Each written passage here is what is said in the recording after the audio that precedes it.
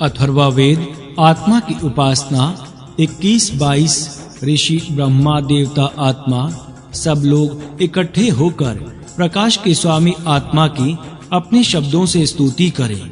वह आत्मा एक है और सब जनों तथा प्राणियों के अंदर विद्यमान है और उसकी आने जाने की तिथि निश्चित नहीं है। यद्यपि सबसे पूर्व वह विद्यमान था, तथापि नूतन से नूतन पदार्थ में भी वह रहता है। वह एक ही है तथा अनेक प्रकार के मार्ग उसके पास पहुँचते हैं। यह आत्मा एक ही है, अर्थात संपूर्ण विश्व में एक ही है। यही स्वर्ग की व प्रकाश लोक का स्वामी है। हर एक मनुष्य इसके गुणों का गान करे। यह अनेक उत्पन्न हुए पदार्थों में स्वामी विभू विद्यमान है और अतिथि ही इसके आने जाने की तिथि किसी को पता नहीं लगती, अथवा अतिथि ही यह सतत प्रेरणा करता है, सतत गति दे रहा है, विश्व को सतत घुमा रहा है। किंवा यह अतिथि वत पूज्य है। यह सब जगत पूर्व भी था, यह कभी नहीं था, ऐसा नहीं। यह पुराण पुरुष होता हुआ भी नूतन शरीर में नूतन से नूतन पदार्थ में रहता है। सर्वत्र व्याप्त होने के कारण यह किसी स्थान पर नहीं, ऐसा नहीं है। इसीलिए पुरातन और नूतन सभी पदार्थों में रहता है। यह आत्मा यद्यपि एक ही है, तथापि उसके पास पहुंचने के मार्ग अनेक हैं। मनुष्य किसी भी मार्ग से जाए, अंत में उसी एक की प्राप्ति होती है। कोई मार्ग दूर का हो या समीप का हो, परंतु प्रत्येक मार्ग वहां तक पहुंचता है, इसमें संदेह नहीं है। इस सूक्त का वर्णन परमात्मा का और कुछ मर्यादा से जीवात्मा का भी है। परमात्मा का क्षेत्र बड़ा और जीवात्मा का छोटा है और इस रीति से क्षेत्रों की न्यूना अधिक मर्यादा से यह एक ही वर्णन दोनों का हो सकता है। जीवात्मा परक अतिथि शब्द अनिश्चित तिथि वाला इस अर्थ में होगा और परमात्मा परक अर्थ होने पर गतिमान इस अर्थ में होगा। अथर्ववेद आत्मा का प्रकाश 22-23 ऋषि ब्रह्मा देवता मंत्रोक्ता ब्रधन्नः विरुद्ध गुण धर्म वाले पदार्थों में व्यापने वाला एक परमात्मा है। वह ज्ञानियों को उत्तम मार्ग हजारों रीतियों से बताता है और उनको उत्तम बुद्धि तथा ज्योति दिखाता है, देता है। यह परमात्मा एक बड़ा सूर्य ही है। उसकी ज्ञान देने वाली किरणें अत्यंत निर्मल, उत्साह बढ़ाने वाली, प्रकाश देने वाली, हमारे इंद्रियों को संचार का मार्ग बताने वाली, अर्थात उनसे शक्ति प्राप्त करके हमारी इंद्रियां कार्य करती हैं। इस सुक्त में जगत का भी वर्णन है और उसमें व्यापने वाले परमात्मा का भी वर्णन है और उसकी उपासना करने वाले भक्तों का भी वर्णन है। जगत का वर्णन करने वाले शब्द यह हैं: विधर्मणि विरुद्ध गुण धर्म वाला जगत है। इसमें अग्नि उष्ण है और जल शीत है। पृथ्वी स्थिर है और वायु चंचल है। पृथ्वी आदि पदार्थ सावयव है तो आकाश निर्वव्य है। ऐसे विरुद्ध गुण धर्म वाले पदार्थों में एक रस व्यापने वाली यह आत्मा है। विरुद्ध गुण धर्म वाले पदार्थों की संगति में सदा रहने पर भी इसके गुण धर्मों में अदल बदल नहीं होता। इसी कारण इसी प्रकार विरुद्ध गुण धर्म वाले लोगों को अपने पास रखकर स्वयं उनके दुर्गुणों से दूर रखकर अपने शुभ गुणों से उनको प्रेरित करना चाहिए। जिस प्रकार परमात्मा सबको सद्बुद्धि और प्रकाश देता है, उसी प्रकार अपने पास जो ज्ञान हो वह अन्यों को देना और अपने पास जितना प्रकाश हो उतना अंधेरे में चलने वाले दूसरे लोगों को दिखलाना चाहिए। वह परमात्मा बड़ा है, उसकी किरणें निर्दोष हैं, वह मलहीन है, वह उत्साह देने वाला है। इसी प्रकार मनुष्यों को उचित है कि वे उच्च बने, निर्दोष बने, शुद्ध और पवित्र बने, उत्साही बने और दूसरों को उच्च, निर्दोष, शुद्ध, पवित्र और उत्साही बनावें। इस प्रकार आत्मा के गुणों का विचार करके वे गुण अपने में बढ़ाने चाहिए। अथर्ववेद विपत्ति को हटाना 23-24 ऋषि यम देवता दुःस्वपन नाशना। बुरे स्वपन कष्ट का जीवन, हिंसकों का उपद्रव, विपत्ति, दारिद्र्य, दुष्ट भाषण, गालियां देना आदि जो बुराइयां हम में हैं, उनको हम दूर करते हैं। विपत्तियां अनेक प्रकार की हैं। उनमें कुछ विपत्तियों की गणना इस स्थान पर की है। बुरे स्वप्न आना आदि विपत्ति तथा दुखपूर्ण जीवन का अनुभव होना, ये विपत्तियां आरोग्य न रहने से होती हैं। आरोग्य उत्तम रीति से रखने के लिए व्यायाम, योगासनों का अनुष्ठान, यम नियम पालन, प्राणायाम, योग्य आहार विहार आदि उपाय हैं। इनके योग्य रीति करने से ये दो विपत्तियां दूर होती हैं। हिंसकों का उपद्रव दूर करने के लिए अपने अंदर शूरता उत्पन्न करके शत्रु नाशन के लिए उस कार्य में उस शक्ति को लगाना चाहिए। इससे राक्षसों के आक्रमण से हम अपना बचाव कर सकते हैं। अभूति और निर्धनता, ये दो आर्थिक आपत्तियां उद्योग वृद्धि करने और बेकारी दूर करने से दूर होती हैं। मनुष्य आलसी ना रहे, कुछ ना कुछ उत्पादक काम धंधा करे और अपनी धन संपत्ति सुयोग्य उपाय से बढ़ावे। इस प्रकार उद्योग वृद्धि करने से ये आर्थिक आपत्तियां दूर हो सकती हैं। गाली देना, बुरा भाषण करना, बुरे शब्द उच्चारण करना आदि जो आपत्तियां हैं, उनको दूर करने के लिए अपनी वाणी शुद्ध करनी चाहिए। अपशब्दों का उच्चारण न करने से कुछ दिनों के पश्चात ये शब्द वाणी से स्वयं दूर हो जाते हैं। इस प्रकार आत्मशुद्धि करने का मार्ग इस सूक्त ने बताया है। अथर्ववेद प्रजापालक 24-25 ऋषि ब्रह्मा देवता सविता हम सब प्राणी मात्र के लिए विद्युत, अग्नि, पृथ्वी आदि सब देव तथा विविध प्रकार के वायु जो लाभ देती हैं, वह लाभ हमें सूर्य से प्राप्त होता है, परंतु उससे योग्य रीति से लाभ प्राप्त करना चाहिए, क्योंकि सच्चा प्रजापालक यही सूर्य देव है। अथर्ववेद व्यापक और श्रेष्ठ देव 25-26 ऋषि मेधातिथि देवता सविता, जिसने अपने बल से इस त्रिलोकी को अपने स्थान में स्थिर किया है, जो अपनी विविध शक्तियों से अत्यंत बलवान और पराक्रमी हुआ है, जो कभी पीछे नहीं हटता परंतु आगे बढ़ता है, उस व्यापक और श्रेष्ठ देव की मैं सबसे प्रथम प्रार्थना करता हूँ, क्योंकि वह सबसे श्रेष्ठ देव हैं, जिनकी शक्ति से दिशा और उपदिशाओं में सर्वत्र प्रकाश फैल रहा है, जिनकी जीवन शक्ति से सब प्राणी मात्र प्राण धारण करते हैं, जिन देव के निज धर्म से और बलों से सब प्राणी देखते और अनुभव करते हैं, उस व्यापक और श्रेष्ठ देव की मैं सबसे प्रथम प्रार्थना करता हूँ, क्योंकि वह सबसे वरिष्ठ देव हैं, जिनकी शक्ति से दिशा और उपदिशाओं में सर्वत्र प्रकाश फैल रहा है, जिनकी जीवन शक्ति से सब प्राणी मात्र प्राण धारण करते हैं, जिन देव के निज धर्म से और बलों से सब प्राणी देखते और अनुभव करते हैं, उन व्यापक और श्रेष्ठ देव की मैं सबसे प्रथम प्रार्थना करता हूँ, क्योंकि वह सबसे वरिष्ठ देव हैं। यह सूक्त स्पष्ट है, अतः इनकी व्याख्या करने की कोई आवश्यकता नहीं है। इस सूक्त में प्रथम मंत्र में दो देव भिन्न भिन्न हैं, ऐसा मानकर वर्णन किया है, परंतु दूसरे ही मंत्र में उन दोनों को एक माना है और एक वचनी प्रयोग हुआ है। इसमें विष्णु और वरुण इन दो शब्दों से एक अभिन्न देवता का ही वर्णन अभिष्ट है, ऐसा दिखता है। अथर्ववेद सर्वव्यापक ईश्वर 26-27 ऋषि मेधातिथि ही देवता विष्णु हूँ।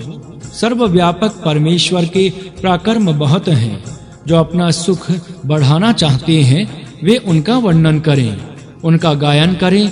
उन्हीं परमेश्वर ने सब पार्थिव पदार्थों का विशेष कुशलता से निर्माण किया है, इसीलिए उनकी सर्वत्र बहुत प्रशंसा होती है।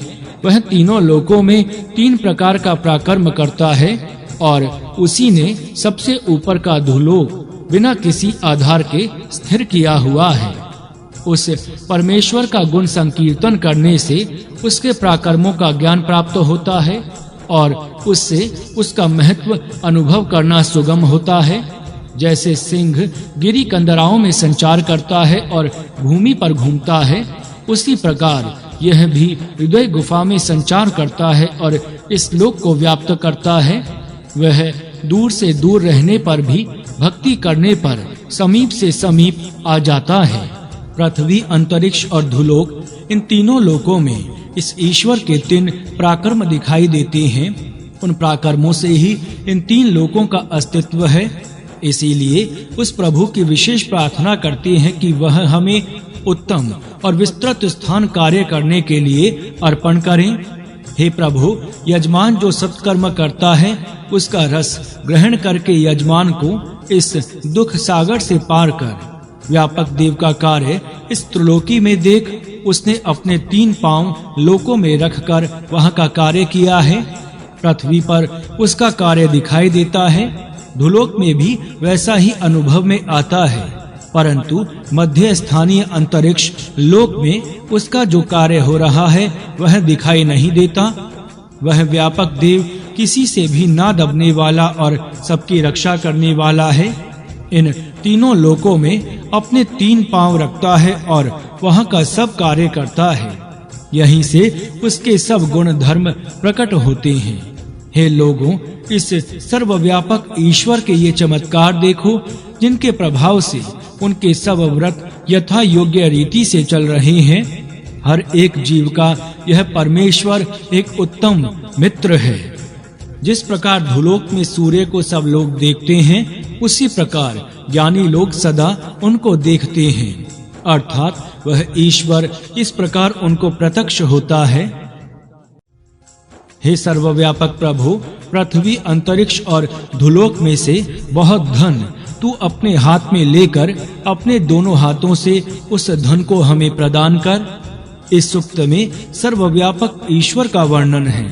तीनों लोकों में जो विलक्षण चमत्कार दिखाई देते हैं वे सब उसी की शक्ति से हो रहे हैं। उसी ने ये तीनों लोक रचे हैं, उसी ने इनको धारण किया और वही यहाँ का सब चमत्कार कर रहा है। यह सर्वव्यापक होने पर भी साधारण लोगों को वह प्रत्यक्ष दिखाई नहीं देता, परंतु ज्ञानी लोगों को वह वैसा ही प्रत्यक्ष दिखाई देता है कि जैसे दोपहर का सूर्य आकाश में प्रत्यक्ष दिखाई देता है। अथर्ववेद मातृभाषा 27-28 ऋषि मेधातिथि देवता इड़ा मंत्रोक्ता। मातृभाषा से हम कभी परामुख ना हो, अनुकूलता से मातृभाषा का उपयोग करने की अवस्था में हम सदा रहें। देवता बनने की इच्छा करने वाले सज्जन इस मातृभाषा के पद पद के उच्चारण के समय अपनी पवित्रता होने का अनुभव करते हैं, अर्थात मातृभाषा को छोड़कर किसी अन्य भाषा का उच्चारण करने की आवश्यकता हो और उतने प्रमाण से मातृभाषा का प्रतिबंध होने लगे तो वे समझते हैं कि पद पद में अपवित्रता हो रही है, क्योंकि मातृभाषा हर एक पद उच्चारण करने वाले के रक्त के साथ संबंध रखता है। मातृभाषा के शब्दों में घृतपदी घी भरा रहता है, अर्थात एक प्रकार का तेजस्वी स्नेह रस रहता है, जिसके कारण मातृभाषा का शब्दोच्चार अंतःकरण पर एक विलक्षण भाव उत्पन्न करता है। मातृभाषा शक्तिमती भी होती है, परकीय भाषा का व्याख्यान श्रवण करने से सब उपस्थित स्त्री पुरुषों पर वैसी शक्ति का प्रभाव नहीं जम सकता जैसा मातृभाषा का व्याख्यान शक्ति प्रदान कर सकता है। मातृभाषा के पीछे कलाओं की निधि रहती है, सब हुनर इसके साथ रहते हैं, इस कारण इनकी शक्ति बहुत ही बढ़ जाती है। यह सब देवों को स्थान देने वाली होती है, अर्थात पृथ्वी, आप, तेज, वायु, सूर्य, चंद्र, विद्युत आदि देवों का गुण वर्णन वैज्ञानिक पदार्थ विज्ञान इस भाषा में रहने से मानो इसमें देवता रहती है। ऐसी दैवी बल से युक्त मातृभाषा हर एक सत्कर्म में प्रयुक्त होवे। कभी अन्य भाषा के शब्द मातृभाषा बोलने के समय प्रयुक्त न किए जावें। इस प्रकार इस सूक्त का एक एक शब्द मातृभाषा का गौरव वर्णन कर रहा है। अथर्ववेद कल्याण 28-29 ऋषि मेधातिथि देवता वेदः ज्ञान बढ़ई के हथियार, लकड़ी तोड़ने के कुल्हाड़े, घास काटने का हंसिया, समीधा तैयार करने का फरसा, वेदी, हवि तैयार करने वाले लोग, यज्ञ करने वाले, यज्ञ की इच्छा करने वाले, ये सब कल्याण करने वाले हैं। इसीलिए इनके विषय में उचित श्रद्धा धारण करनी चाहिए। अथर्ववेद 2 देवों का सहवास।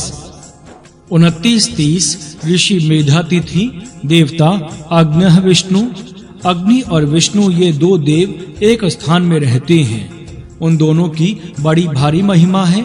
वे दोनों गुप्त रीति से गुफा में बैठकर घी का भक्षण करते हैं। प्रत्येक घर में 7 रत्नों को स्थापित करते हैं और अपनी जीवा से गुप्त घी का स्वाद लेते हैं।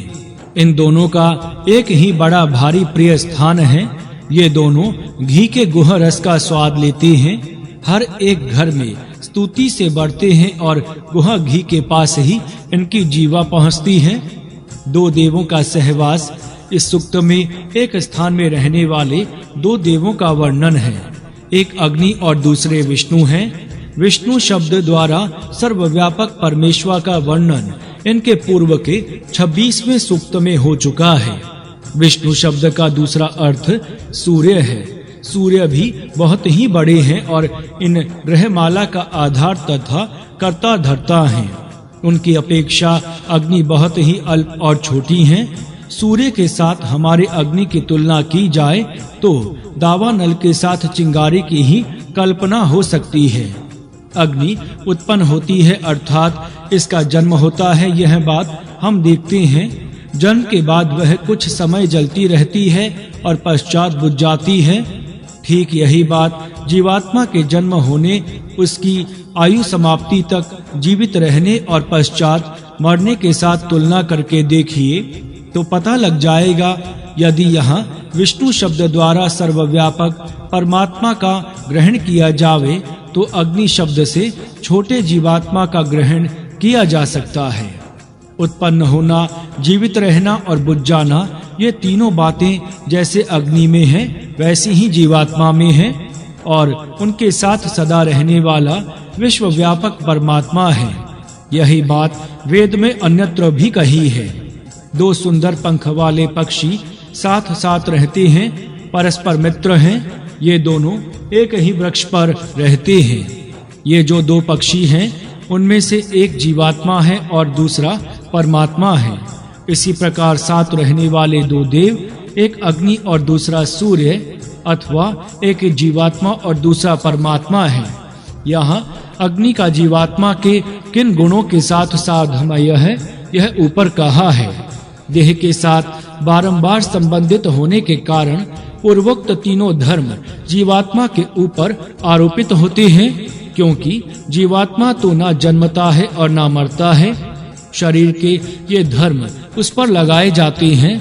ये दोनों दमे दमे सप्त रत्ना दधनो, घर घर में 7 रत्नों को धारण करते हैं। ये 7 रत्न यहाँ प्रत्येक जीवात्मा के प्रत्येक घर में हैं। 5 ज्ञानेंद्रियां और मन तथा बुद्धि, ये 7 रत्न हैं। इसी से साधारणतः सब प्राणी और विशेषतः मनुष्य सुशोभित होते हैं। इनमें रमणीयता है। ये मनुष्य के आभूषण हैं, अतः ये रत्न ही हैं। जो जेवरों में पहने जाते हैं वे वस्तुतः रत्न ही हैं। आत्मा के इन 7 रत्नों के ठीक रहने पर ही जेवर और भूषण शरीर को शोभा देते हैं, अन्यथा जेवरों से कोई शोभा नहीं होती। यजुर्वेद में कहा है, प्रत्येक शरीर में 7 ऋषि हैं। ये 7 इस सभा स्थान की अर्थात शरीर की प्रमाद ना करते हुए रक्षा करते हैं। ये 7 नदियां सोने वाले इस जीवात्मा के लोक में जाती हैं इत्यादि वर्णन भी इन्हीं ज्ञानेंद्रियों, इन्हीं इंद्रियों का वर्णन है। 7 रत्न, 7 ऋषि, 7 रक्षक, 7 जल प्रवाह इत्यादि वर्णन इन्हीं जीवात्मा की 7 शक्तियों का है। जब तक यह जीवात्मा रूपी अग्नि इस शरीर रूपी हवन कुंड में जलता रहता है, तब तक ये 7 रत्न भी रहते हैं। जब यह बुझ जाता है तब ये रत्न भी शोभा देना बंद कर देते हैं। ये दोनों अग्नियां हैं। वह भी घी पीते हैं। इनकी जीवा इस घी की ओर जाती है। यह गुहा घृत कौन सा है, यह एक विचारणीय प्रश्न है। गुहा में जो होता है वह गुप्त कहलाता है। यहाँ गुहा शब्द से बुद्धि अथवा अंतःकरण विवक्षित है। इसमें जो इंद्रिय रूपी गो से निचोड़े हुए दूध का बनाया हुआ घी होता है वह गुहा किंवा गुप्त घी है। यह घी इस बुद्धि में अथवा हृदय कंदरा में रखा हुआ होता है और इसका ये गुप्त रीति से सेवन करती है। यह बात अब पाठकों को विदित हो गई होगी कि इस रूप का क्या तात्पर्य है। वहाँ मही प्रियम धामः, इनका स्थान बड़ा है और प्रिय है, क्योंकि यहाँ प्रेम भरा रहता है। सबको यह प्यारा है। यह सब इसकी ही प्राप्ति के लिए यत्न करते हैं, ऐसा इनका स्थान है। तथा घर घर में उत्तम स्तुति से वृद्धि को प्राप्त होते हैं, अर्थात हर एक शरीर में जहाँ जहाँ उत्तम ईश्वर की स्तुति होती है, जहाँ उनके शुभ गुणों का गायन होता है, वहाँ एक तो परमेश्वर भाव की वृद्धि होती है और उन गुणों की धारणा से जीवात्मा की शक्ति बढ़ती है। यह जीवात्मा की वृद्धि का उपाय है। यहाँ शरीर के लिए दम शब्द प्रयुक्त हुआ है। जिस शरीर में इंद्रियों का शमन होता है और मनोवृत्तियों का दमन होता है उसका नाम दम है। दो प्रकार के शरीर हैं, एक में भोग वृत्ति बढ़ती है और दूसरे में दम वृत्ति बढ़ती है। जिसमें दम वृत्ति बढ़ती है उसका नाम यहाँ दम रखा है और इस दम से सप्तरत्न भी उत्तम तेजः पुंज स्थिति में रहते हैं और वहीं आत्मा की शक्ति विकसित होती है। अथर्ववेद अंजनः 30-31 ऋषि भृगवंगिरा देवता धावा पृथ्वी मित्रः बृहस्पतिः सविता च है।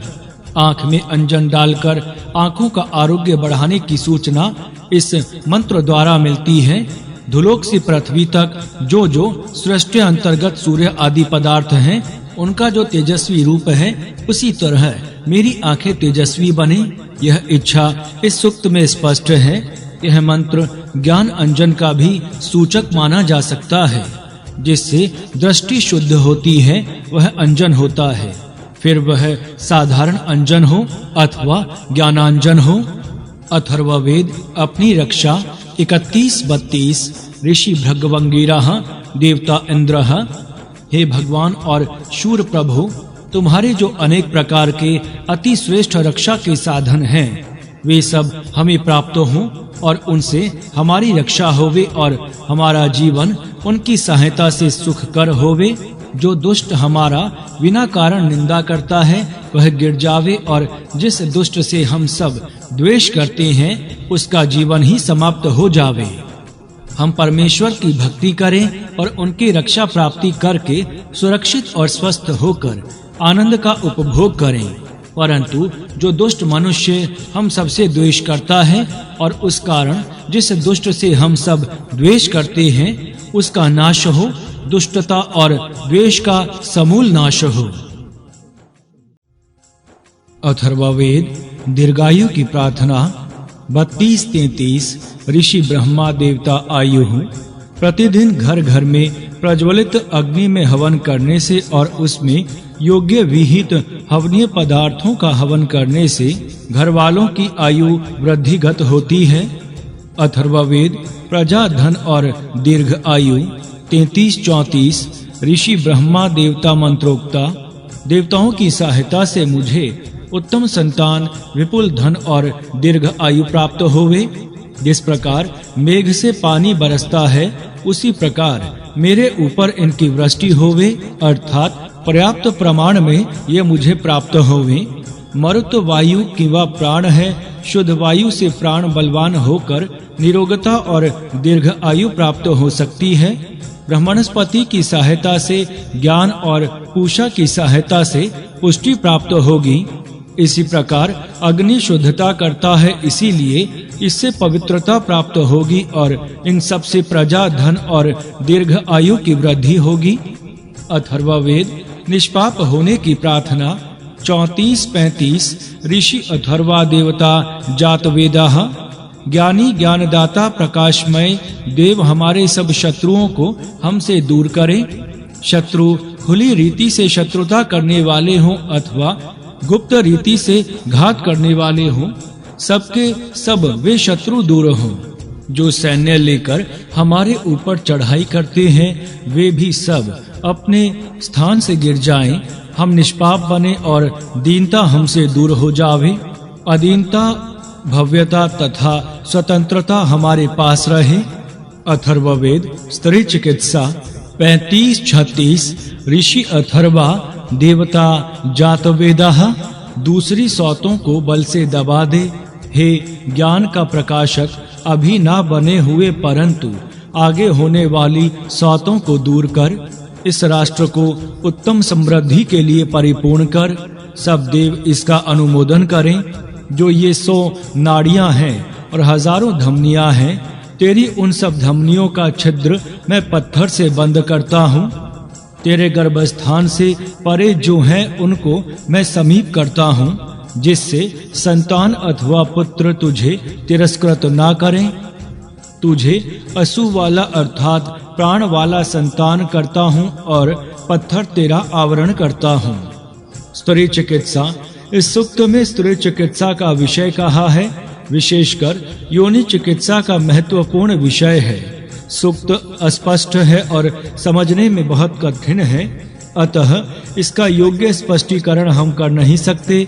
योनि स्थान की सैकड़ों नाड़ियों का छिद्र बंद करने का विधान द्वितीय मंत्र में है, अर्थात स्त्रियों के रक्तस्राव के अथवा प्रमेह आदि के रोग को दूर करने का तात्पर्य यहाँ प्रतीत होता है। रक्तस्राव को दूर करने का साधन पत्थर कहा है। यह किस जाति का पत्थर है, इसका खोज वैद्यों को करना चाहिए।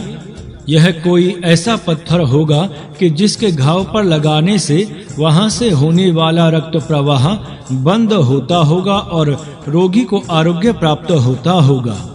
तृतीय मंत्र में भी इस पत्थर का उल्लेख है। घाव पर इस पत्थर को ढक्कन जैसा रखना है। यह विधान इसीलिए होगा कि यदि किसी घाव का रक्त प्रवाह एक बार लगाने के बंद ना होता हो, तो उस पर वह औषधि का पत्थर बहुत समय तक बांध देना उचित होगा। फिटकड़ी का पत्थर छोटे घाव पर लगाने से वहां का रक्त प्रवाह बंद होने का अनुभव है। इसी प्रकार का यह कोई पत्थर होगा जो स्त्रियों के योनि स्थान के रक्त प्रवाह को रोकने वाला यहाँ कहा है। तृतीय मंत्र में संतान ना होने वाली स्त्री के योनि स्थान और गर्भाशय की नाड़ियों और धमनियों का स्थान बदल देने का उल्लेख है। इस प्रकार स्थान बदल देने से उस स्त्री की संतानें होती हैं। स्त्री और पुरुष संतानें भी होती हैं। इस प्रकार धमनियों का स्थान बदलने पर संतति उस माता का तिरस्कार नहीं करती। प्रजा अथवा संतान द्वारा स्त्री का तिरस्कार होने का स्पष्ट अर्थ यह है कि उस स्त्री की संतान ना होना। जो जिसका तिरस्कार करता है वह उसके पास नहीं जाता। यहाँ संतान स्त्री का तिरस्कार करती है, ऐसा कहने से उस स्त्री की संतान नहीं होती। यह बात सिद्ध है। ऐसी वंध्य स्त्री को प्राण वाली प्रजा करता हूँ। पूर्वोक्त प्रकार स्त्री की धमनियों का प्रवाह बदलने से वंध्या स्त्री की भी प्राण वाली प्रजा होती है।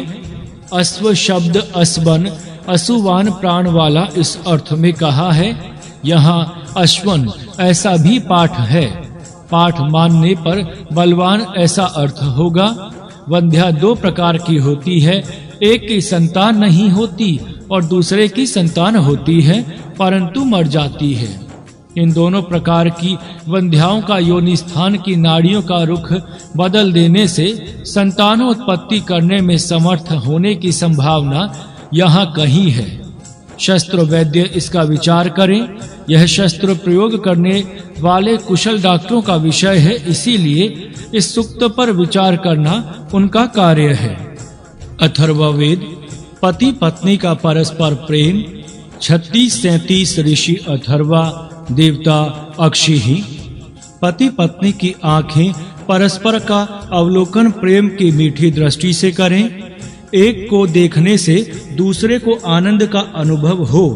कभी पति पत्नी में ऐसा भाव ना हो कि जिसके कारण एक को देखने से दूसरे के मन में क्रोध और द्वेष का भाव जाग उठे। दोनों की आंखें उत्तम अंजन से शुद्ध, पवित्र और निर्दोष हो।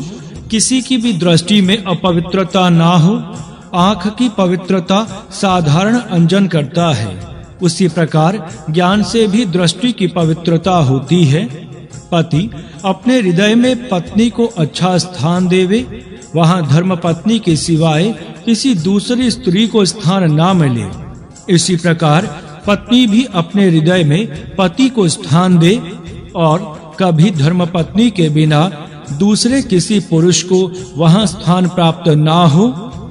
पति पत्नी एक दूसरे को ही अपने हृदय में स्थान दे। पति पत्नी का मन एक दूसरे के साथ मिला हुआ हो, कभी विभक्त ना हो। इनमें से कोई एक व्यक्ति दूसरे के साथ ना झगड़े और अपना मन किसी दूसरे व्यक्ति के साथ ना मिलावे। इस प्रकार पति पत्नी रहें और गृहस्थाश्रम का व्यवहार करें। इस मंत्र में पति पत्नी के गृहस्थाश्रम का सर्वोत्तम आदर्श बताया गया है। अथर्ववेद पत्नी पात के लिए वस्त्र बनावे। 37-38 ऋषि अथर्वा देवता लिंगोक्ता। अपने विचार के साथ बनाए गए वस्त्र से तुझे मैं बांध देती हूँ, जिससे तू एकमात्र केवल मेरा पति होकर रहे और ना अन्य स्त्रियों का नाम तक लेने वाला ना हो। स्त्री अपने हाथ से सूत काटे, चरखा चलावे, सूत निर्माण करे और अपनी कुशलता पूर्वक निर्माण किए हुए कपड़े से पति के पहनने के वस्त्र निर्माण करे। पत्नी के द्वारा काटे हुए सूत से बने हुए वस्त्र पति पहने। सूत काटने के समय पत्नी अपने आंतरिक प्रेम के साथ सूत काटे और पति भी ऐसा कपड़ा पहनना अपना वैभव माने। ऐसा इस प्रकार परस्पर का प्रेम व्यवहार करने से धर्म पत्नी भी दूसरे स्त्री का नाम नहीं लेगा और धर्म पत्नी पर भी दूसरे पुरुष का नाम नहीं लेगी। इस प्रकार दोनों गृहस्थाश्रम का आनंद प्राप्त करते हुए सुखी हों। यह सूक्त भी गृहस्थी लोगों को ध्यान में धारण करने योग्य उपदेश दे रहा है। अथर्ववेद पति पत्नी की एक मत। 38-39 ऋषि अथर्वा देवता वनस्पति ही। मैं इस औषधि को भूमि से खोद कर लाती हूँ। इससे मेरी और ही पति की आंख लगी रहेगी, अर्थात किसी अन्य स्थान में नहीं जावेगी। इस प्रकार सब प्रकार के दुर्धतन से बचाव होगा। यदि दुर्मार्ग में उसका पांव पड़ भी जाए तो वह निश्चय से वापस आ जाएगा और वह संयम से रहकर सब आनंद प्राप्त कर सकेगा। इसका नाम आसुरी वनस्पति है। इसके प्रभाव से इंद्र सब देवों में विशेष प्रभावशाली होने के कारण श्रेष्ठ बन गया। इस वनस्पति से मैं अपने पति को प्रभावित करती हूँ, जिससे मैं धर्मपत्नी अपने पति की प्रिय साक्षी बनकर रहूं। यह वनस्पति चंद्र के अभिमुख होकर शांत गुण प्राप्त करती है तथा सूर्य के सम्मुख रहकर तेजस्विता प्राप्त करती है और अन्य देवों से अन्यान्य दिव्य गुण लेती है। इसीलिए इसकी प्रशंसा की जाती है। हे पति, घर में जब मैं बोलूं तब मेरे भाषण का अनुमोदन तू कर। तू सभा में खूब वक्तृत्व कर, परंतु घर में आकर तू केवल मेरा प्रिय पति बनकर मेरे अनुकूल रहे। ऐसा करने से तुझे किसी अन्य स्त्री के नाम तक लेने की आवश्यकता नहीं रहेगी। यदि तू ग्राम में हो या वन में गया हो, यदि नदी के पार गया हो अथवा नदी के इस ओर हो, यह औषधि ऐसी है कि जिसके प्रभाव से तू मेरे साथ बंध कर मेरे पास ही आवेगा और किसी दूसरे स्थान पर नहीं जा सकेगा। यह सूक्त स्पष्ट है, इसीलिए अधिक विवरण करने की आवश्यकता नहीं है। पति के लिए एक ही स्त्री धर्मपत्नी हो और पत्नी का एक ही पुरुष धर्मपति हो। यह विवाह का उच्चतम आदर्श इस सूक्त ने पाठकों के सम्मुख रखा है। कोई स्त्री पुरुष अपनी विवाहित धर्मपत्नी को छोड़कर किसी दूसरी स्त्री की अपेक्षा ना करे और स्त्री अपने विवाहित धर्मपति को छोड़कर किसी दूसरे पुरुष की कभी अपेक्षा ना करे। दोनों एक दूसरे के साथ प्रेम में वश होकर अत्यंत प्रेम पूर्वक व्यवहार करें और गृहस्थाश्रम का व्यवहार सुख पूर्वक करें। इस सूक्त में आसुरी वनस्पति का उपयोग कहा गया है। इसका सेवन करने से मनुष्य पराक्रमी और उत्साही होता है। मनुष्य की प्रवृत्ति पापाचरण की ओर नहीं होती, ऐसा इसका फल वर्णित है। यह औषधि कौन सी है इसका पता नहीं चलता। अथर्ववेद उत्तम वृष्टि 39-40 ऋषि प्रस्कण्वः देवता मंत्रोक्ता। मेघ आकाश में संचार करता है, वह जल से परिपूर्ण होता है, जल की वृष्टि करता है और उसके जल से सब औषधि वनस्पतियां गर्भयुक्त होती हैं। यह अन्य रीति से अपनी वृष्टि द्वारा सबकी तृप्ति करता है, सबकी शोभा बढ़ाता है। यह सबका हित करने वाला मेघ हमारी भूमि में जहाँ हमारी गौएं रहती हैं वहाँ उत्तम वृष्टि करावे और हम सबको तृप्त करे। अथर्ववेद अमृत रस वाला देव 40-41 ऋषि प्रस्कण्वः देवता सरस्वान। सब पशु पक्षी जिसके नियम में रहते हैं, जल जिसके नियम से बहता है, जिसके नियम से सबकी पुष्टि होती है, उस देव की हम प्रार्थना करते हैं कि वह हमारी रक्षा करे। हर एक दाता को जो धन देता है, सबका जो पोषण करता है, जिसके कारण सबकी शोभा होती है, जो सबके ऐश्वर्य को बढ़ाता है और जिसके पास अन्न भी विपुल है, जिसके आश्रय से सब धन रहते हैं, उस देव की हम प्रार्थना करते हैं कि उसकी कृपा से हम सब इस स्थान में रहने वाले लोग सुरक्षित हों। ईश्वर के पास संपूर्ण अमृत रस है, वह स्वयं सबका पोषण करता है, अतः हम उसकी प्रार्थना करते हैं कि वह हमारी रक्षा करे, हमें पुष्ट करे, हमें धन संपन्न करे और अमृत रस से युक्त करे। अथर्ववेद मनुष्यों का निरीक्षक देव 41-42 ऋषि प्रस्कण्वः देवता शयन। सब मनुष्यों की अंतिम अवस्था का यथार्थ ज्ञान रखने वाला, सब मनुष्यों के कर्मों का योग्य निरीक्षण करने वाला, धुलोक में प्रकाश से पूर्ण होने वाला, जो हजारों प्रकार की गतियों से सर्वत्र संचार करता है और जो सैकड़ों प्रकार की उत्पादक शक्तियों से विविध पदार्थों को उत्पन्न करता है, जो सबको अन्न देता है, ऐसा प्रकाशमय देव रेतीले प्रदेशों पर भी बहुत वृष्टि करता है, अर्थात अन्यत्र वृक्ष वनस्पतियों पर तो करता ही है, पर रेतीले प्रदेशों पर भी भरपूर बरसात बरसाता है। वह देव धुलोक में रहकर अन्य नए लोकांतरों को धारण करता है, उनका कल्याण करता है, सबको दुख से पार कराता है। इंद्र अर्थात जीवात्मा का परम मित्र यह है और यह भूमि पर भी सर्वत्र उपस्थित होता है। यह देव अन्यों से जो धन प्राप्त होता है वह सब तो उपासकों को देता ही है, उसके अलावा अन्य भी बहुत कल्याणकारी धन देता है। वह देव हमारे पितरों का तथा हम सबको अन्न आदि पदार्थ देवे। अथर्ववेद पाप से मुक्तता 42-43 ऋषि प्रस्कण्वः देवता सोमारुद्रो। अमीव नाम उन रोगों का है कि जो आम अर्थात पचन से बने हुए अन्न से होते हैं। पेट में जो अन्न जाता है वह वहाँ हजम ना हुआ तो उसका आम बनता है और उससे रोग उत्पन्न होता है।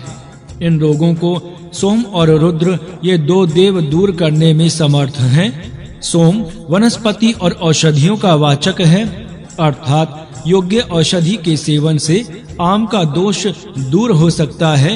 यह एक उपदेश यह मंत्र दे रहा है। रुद्र नाम प्राण का अथवा शरीर में रहने वाली जीवन शक्ति का है।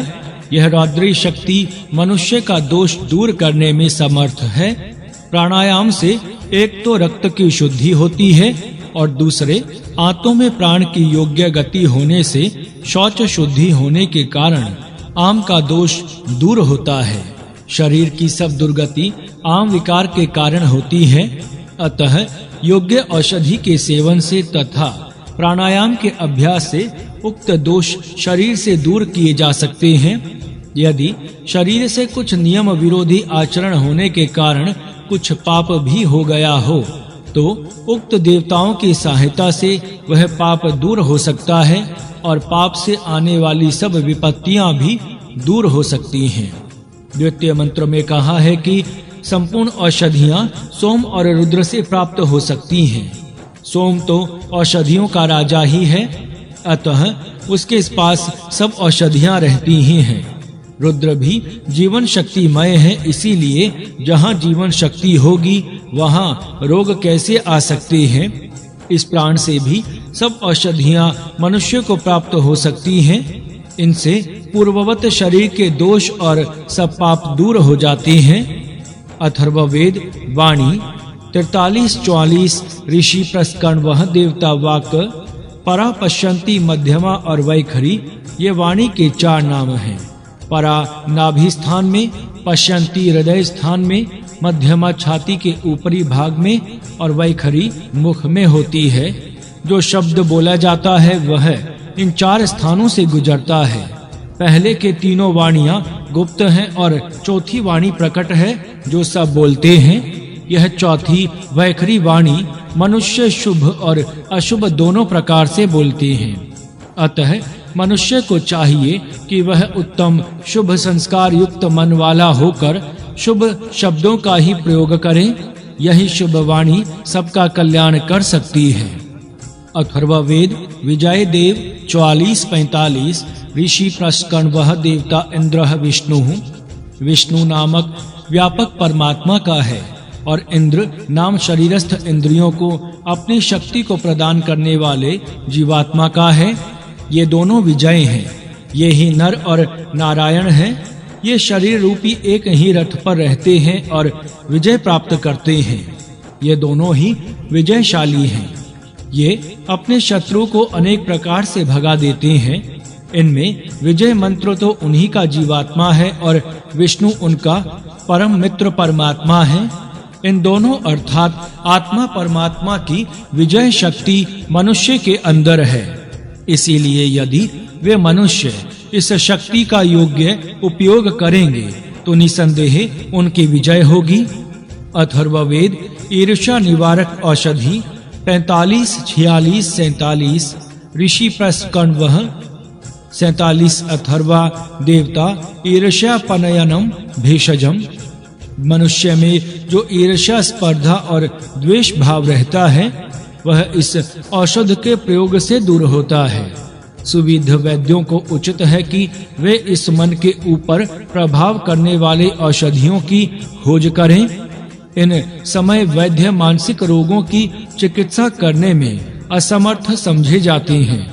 यदि ये औषधियां प्राप्त हो जाएं तो मन के रोग भी दूर हो सकते हैं। इस सूक्त में औषधि का नाम तक नहीं है, यही इसकी खोज में बड़ी कठिनता है। अथर्ववेद सिद्धि की प्रार्थना 46-47 ऋषि अथर्वा देवता मंत्रोक्ता। इस सूक्त में विष्णु अर्थात व्यापक देव की पत्नी अर्थात उनकी शक्ति की प्रार्थना है। यह व्यापक ईश्वर की शक्ति संपूर्ण अन्य देवताओं में जाकर कार्य करती है। सब जगत का पालन इसी शक्ति से होता है। हजारों ज्ञानी जन शक्ति का अनुभव करते हैं और वे इसके विविध प्रकार से स्तुति करते हैं। यह शक्ति अपने पति सर्वव्यापक ईश्वर को प्रेरित करे ताकि वह हमें सब प्रकार की सिद्धि देवे। अथर्ववेद अमृत शक्ति 48-49 ऋषि अथर्वा देवता मंत्रोक्ता। इस पृथ्वी पर जिसका सत्कार होता है उसको कुहू कहते हैं। यह अमर ईश्वर की आदि शक्ति है और यह ईश्वर संपूर्ण देवों में अमर है। इसकी अमर शक्ति से ही सब अन्य देव अमर बने रहें। परमेश्वरी शक्ति की हम उपासना करते हैं, वह देवी हमें धन और वीरता देवे। अथर्ववेद पुष्टि की प्रार्थना 48-50 ऋषि अथर्वा देवता मंत्रोक्ता। पूर्ण चंद्रमा युक्त राका होती है।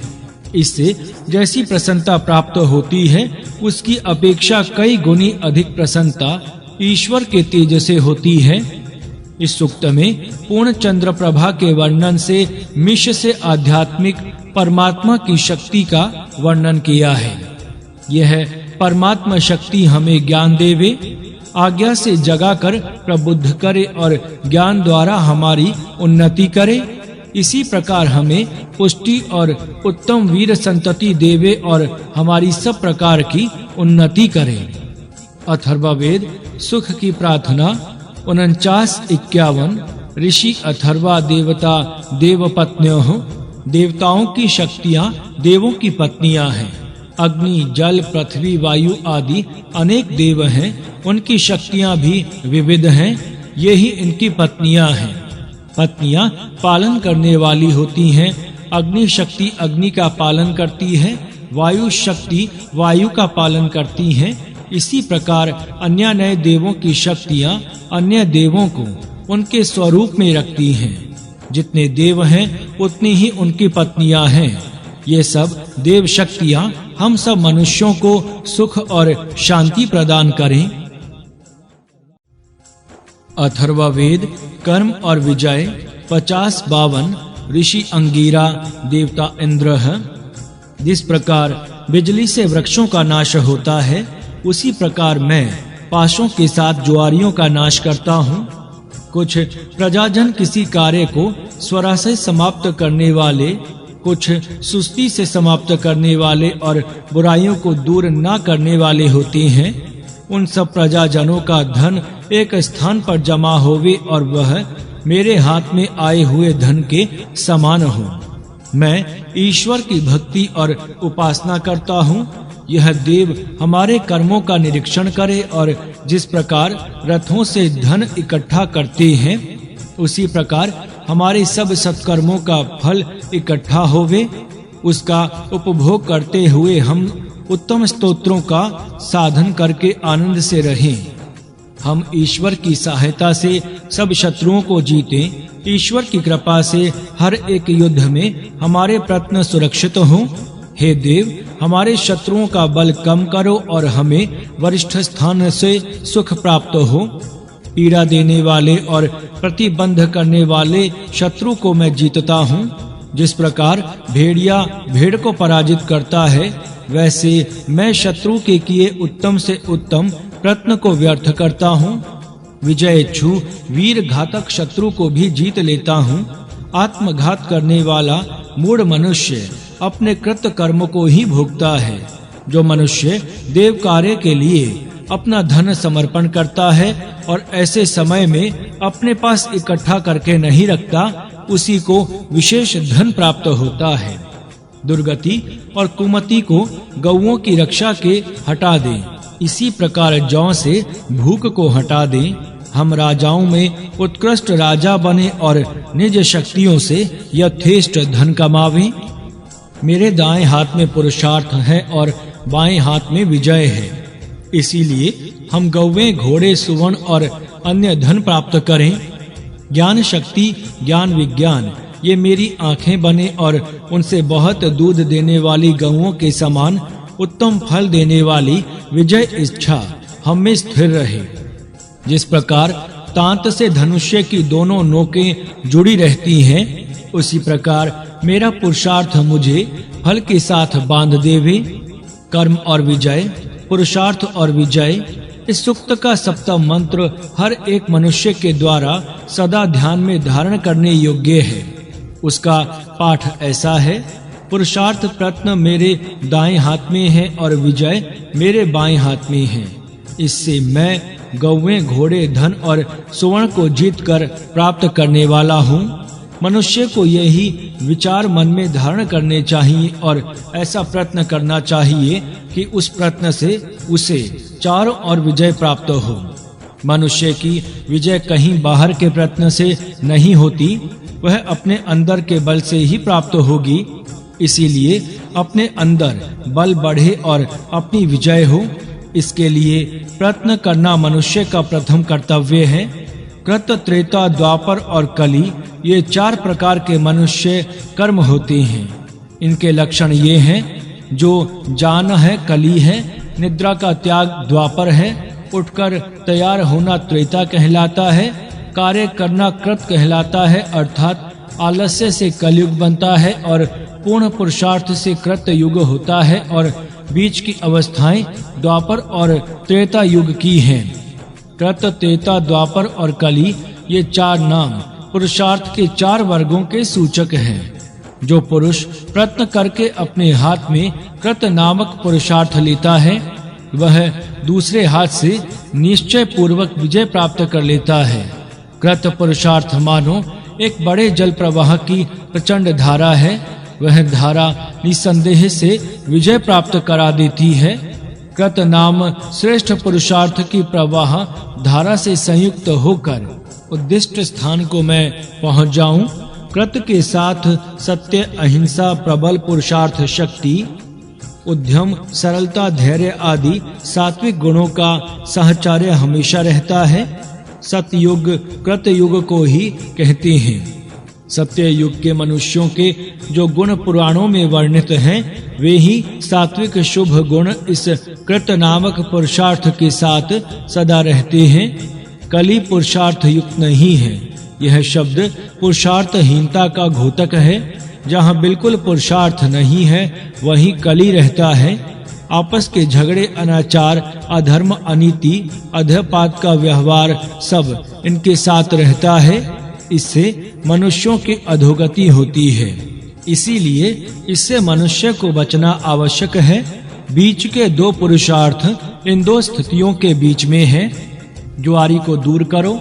अपने समाज से जुआरी को दूर करने के विषय में इस सूक्त का मंत्र बड़ा बोधप्रद है। देखिए, जैसे आकाश की विद्युत वृक्ष का नाश करती है, उसी प्रकार मैं अपने समाज से पाशों के साथ जुआरियों को दूर करता हूँ।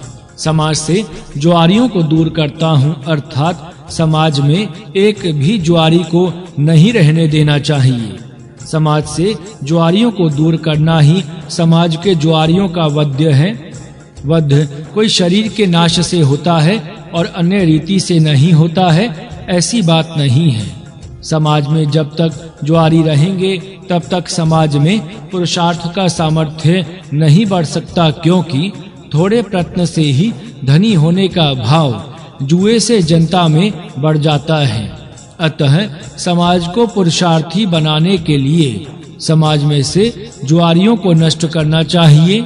3 प्रकार के लोग समाज में 3 प्रकार के लोग होते हैं, तुर, अतुर और अवर्चुष, अर्थात स्वरा से काम करने वाले, प्रत्येक कार्य में अत्यंत शीघ्रता करने वाले, जल्द से जल्द कार्य करके कार्य को बिगाड़ने वाले जो होते हैं, वे भी पुरुषार्थ के लिए योग्य नहीं होते, क्योंकि वे शीघ्रता करके हाथ में लिए हुए काम को बिगाड़ देते हैं। दूसरे अतुर अर्थात शिथिल किंवा सुस्त, ये अपनी सुस्ती के कारण कार्य को बिगाड़ते हैं, अतः ये भी पुरुषार्थ के लिए निकम्मे होते हैं। तीसरे अवर्जुष अर्थात वर्णन करने योग्य बातों को भी दूर नहीं करते, बुराई को भी अपने पास रखते हैं। जो लोग भी कभी पुरुषार्थ करके अपनी उन्नति नहीं कर सकते, ये तीनों प्रकार के लोग सदाहीन अवस्था में ही रहेंगे। इनकी उन्नति की कोई आशा नहीं है।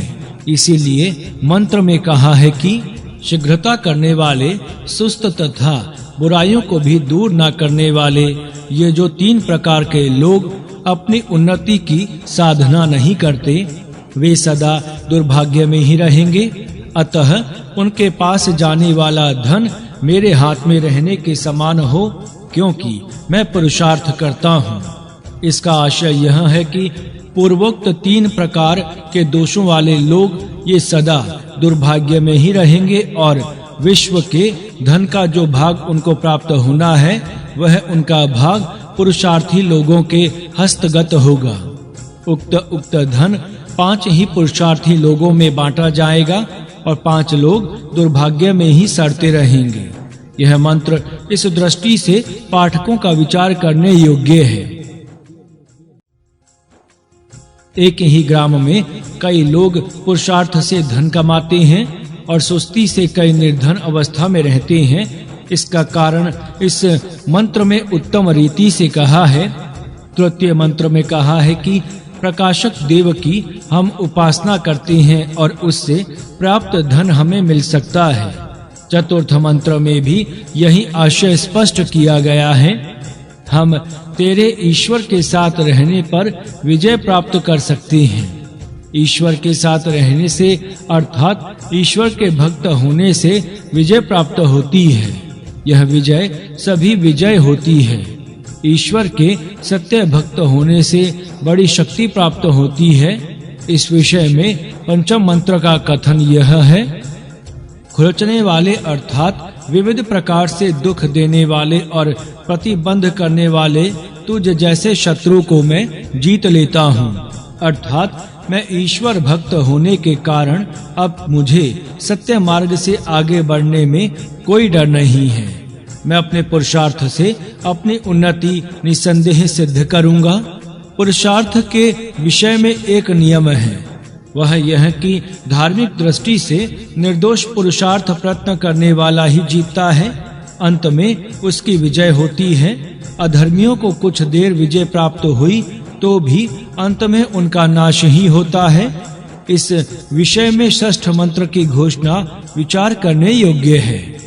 निसंदेह यह बात है कि अत्यंत विजिगीषु पुरुषार्थी मनुष्य प्रहार करने वालों को जीतता है और अपना आत्मघात करने वाला मनुष्य काले समय में अपने कृत कर्म का फल प्राप्त करता है। इस मंत्र में दो शब्द विशेष महत्व के हैं, उनका विचार करना अत्यंत आवश्यक है। पहला स्वघ्नि, आत्मघात करने वालों का मनुष्य, जो मनुष्य अपना नाश करने वाले कुकर्मों को करता रहता है जिससे अपनी अधोगति होती है। ऐसे कुकर्म जो करता है वह आत्मघात की है। आत्मघात की लोगों की अधोगति होती है। इस विषय का वर्णन ईशोपनिषद में है, वहाँ पाठक वह वर्णन अवश्य देखें। दूसरा अति दीवा, इस शब्द में दिव धातु विजिगीषा व्यवहार स्तुति मोद गति इत्यादि अर्थ में है। अतः दीवा शब्द का अर्थ विजिगीषा अर्थात जय की इच्छा करने वाला, व्यवहार उत्तम रीति से करने वाला, स्तुति ईश्वर भक्ति करने वाला, आनंद बढ़ाने वाला, कार्य करने वाला, प्रगति करने वाला। अतः अति दीवा शब्द का अर्थ है अत्यंत विजय के लिए पुरुषार्थ करने वाला। यह विजय प्राप्त करने वाला अपने शत्रु को अवश्य ही जीत लेता है। देव का मनुष्य, कई मनुष्य देवकामी होते हैं और कई असुरकामी होते हैं। देवों के समान जिनकी इच्छा होती है वे देवकामी मनुष्य और राक्षसों के समान जिनकी कामना होती है वे असुरकामी मनुष्य होते हैं। ये क्या करते हैं, इस विषय का वर्णन इसी मंत्र में किया गया है। वह अब देखिए, इसी मंत्र के शब्द निम्न प्रकार रखने से दोनों लक्षण स्पष्ट हो जाते हैं। देव कामना वाला मनुष्य अपने धन को अपने पास ही इकट्ठा नहीं करता, परंतु आसुरी कामना वाला मनुष्य अपने पास धन इकट्ठा करके रखता है। यह मंत्र भाग इन दोनों के व्यवहार स्वरूप अच्छी प्रकार बता रहा है। कंजूस लोग धन अपने पास संग्रह करते हैं, उनको बाहर व्यवहारों आने नहीं देते अथवा अपने स्वार्थी लोगों के लिए रखते हैं। अतः ये राक्षसी कामनाएं हैं। परंतु जो मनुष्य दैवी प्रवृत्ति के होते हैं वे धन अपने पास कभी नहीं रोकते, अपितु अपने सर्वस्व को सब जनता की भलाई के लिए समर्पित करते हैं। अपनी संपूर्ण शक्तियां उसी कार्य में लगाते हैं, इसीलिए ये लोग उन्नति के भागी होते हैं। यही बात इसी मंत्र के अंत में कही गई है। उसी को सब प्रकार के धन अपनी सब धारक शक्तियों के साथ प्राप्त होते हैं। जो अपना धन देव कार्य में लगाता है वही विशेष धन प्राप्त कर सकता है और वही बड़ी विजय प्राप्त कर सकता है। यहाँ देव कार्य कौन सा है, इसका भी विचार करना चाहिए। साधु जनों का परित्राण करना, दुष्कर्म करने वालों का नाश करना और धर्म मर्यादा की स्थापना करना, यह त्रिविध कार्य देव कार्य कहलाते हैं, अर्थात इसके विरुद्ध जो कार्य हो उसे राक्षस या असुर समझकर करना चाहिए। यह देव कार्य जो करता है और इस देव कार्य में अपनी शक्ति और धन को लगाता है, वह देव काम मनुष्य है। इनके विरुद्ध कार्य करने वाला मनुष्य आसुरी कामना वाला कहलाता है और वह अवनति को प्राप्त होता है। गौरक्षा सप्तम मंत्र में गौरक्षा के महत्वपूर्ण वर्णन किया गया है। यदि दुर्गति से बचने का कोई सच्चा साधन है तो एकमात्र गौरक्षा करना ही है। दुरावस्था की जो बुद्धिहीन स्थिति है वह हम गौओं की रक्षा से दूर करें, अर्थात गौओं की सहायता से हम अपनी दुरावस्था हटावें। देशों में उत्तम गोरक्षा हो और विपुल धन हर एक को प्राप्त होने लगे तो देश की दुरावस्था निसंदेह दूर होगी। मनुष्य की सुधारने का यही एकमात्र उपाय है। इसी प्रकार हम सब जौ से भूख को दूर करें, अर्थात जौ आदि धान्य का भक्षण करके ही हम अपनी भूख का शमन करें। यहाँ सांस आदि पदार्थों का भूख की निवृत्ति के लिए उल्लेख नहीं है। यह बात विशेष ध्यान में धारण करने योग्य है। गौ का दूध पीना और जौ, गेहूं, चावल आदि धान्य का सेवन करना, ये दो रीतियां हैं जिनसे मनुष्य उन्नत होता है और अत्यंत सुखी हो सकता है। अब अंतिम मंत्र का उपदेश देखिए। हे ज्ञान विज्ञानों, फल वाली विजय हमें दो। यहाँ अक्ष शब्द है। यह शब्द कोक्षों में निम्नलिखित अर्थों में आया है। गाड़ी का मध्य दंड, आधार स्तंभ, रथ, घाड़ी, चक्र, तुला का दंड, तोलने का वजन, विभीतक अर्थात भिलावा, रुद्राक्ष का वृक्ष, रुद्राक्ष, इंद्राक्ष, सर्प, गरुड़, आत्मा, ज्ञान, सत्य ज्ञान, विज्ञान, तारक ज्ञान, ब्रह्म ज्ञान, कानून, कानूनी कार्यवाही, विधि नियम। हमारे मत से वहाँ का अक्ष शब्द अंतिम 8 या 9 अर्थों को यहाँ व्यक्त कर रहा है और इसीलिए हमने इसका अर्थ ज्ञान विज्ञान ऐसा किया है। धू और दीवा की उत्पत्ति एक ही दिव धातु से होने के कारण अति दीवा शब्द के प्रसंग में जो अर्थ बताया गया है वही ध्रुव का यहाँ अर्थ है। विजिगीषा यह इसका यह अर्थ अभिप्रेत है। ज्ञान विज्ञान से हमें फल युक्त विजय प्राप्त हो, यह इस मंत्र भाग का यह आशय है। ज्ञान विज्ञान से ही सुफल युक्त विजय प्राप्त हो सकती है। विजय ऐसी हो कि जैसी सदा दूध देने वाली गौ होती है। विजय प्राप्त करके बाद उसका मधुर फल भविष्य में मिलता रहे और पुनः हमारा अधपात कभी ना होवे, यह आशय यहाँ है।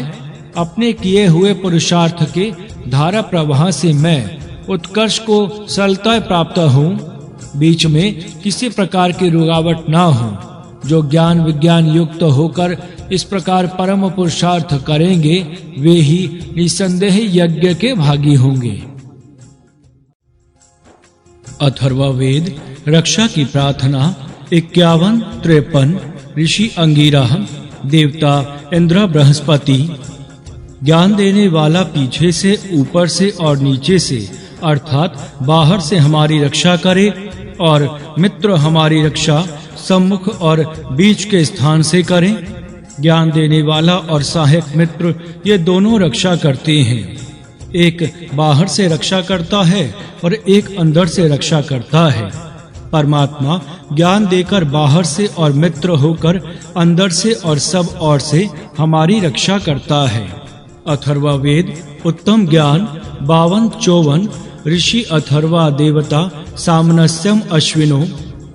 अश्विनी देवो हमें स्वजनों के साथ उत्तम प्रकार का ज्ञान प्राप्त हो तथा निम्न श्रेणी के जो लोग हैं उनके साथ भी हमें उत्तम ज्ञान प्राप्त हो।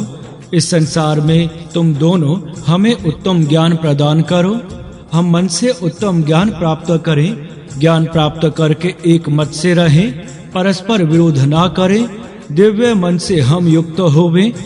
बहुतों का वध होने के कारण दुख के शब्द ना उत्पन्न हो। भविष्य काल में इंद्र का बाण हम पर ना गिरे। अथर्ववेद दीर्घायु 53-55 ऋषि ब्रह्मा देवता आयु बृहस्पति अश्विनोच्च।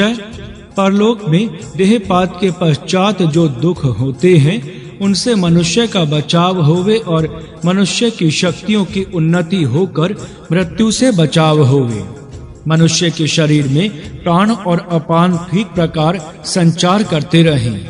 वे शरीर को शीघ्र ना छोड़ें। ये ही जीव के सहचारी दो मित्र हैं।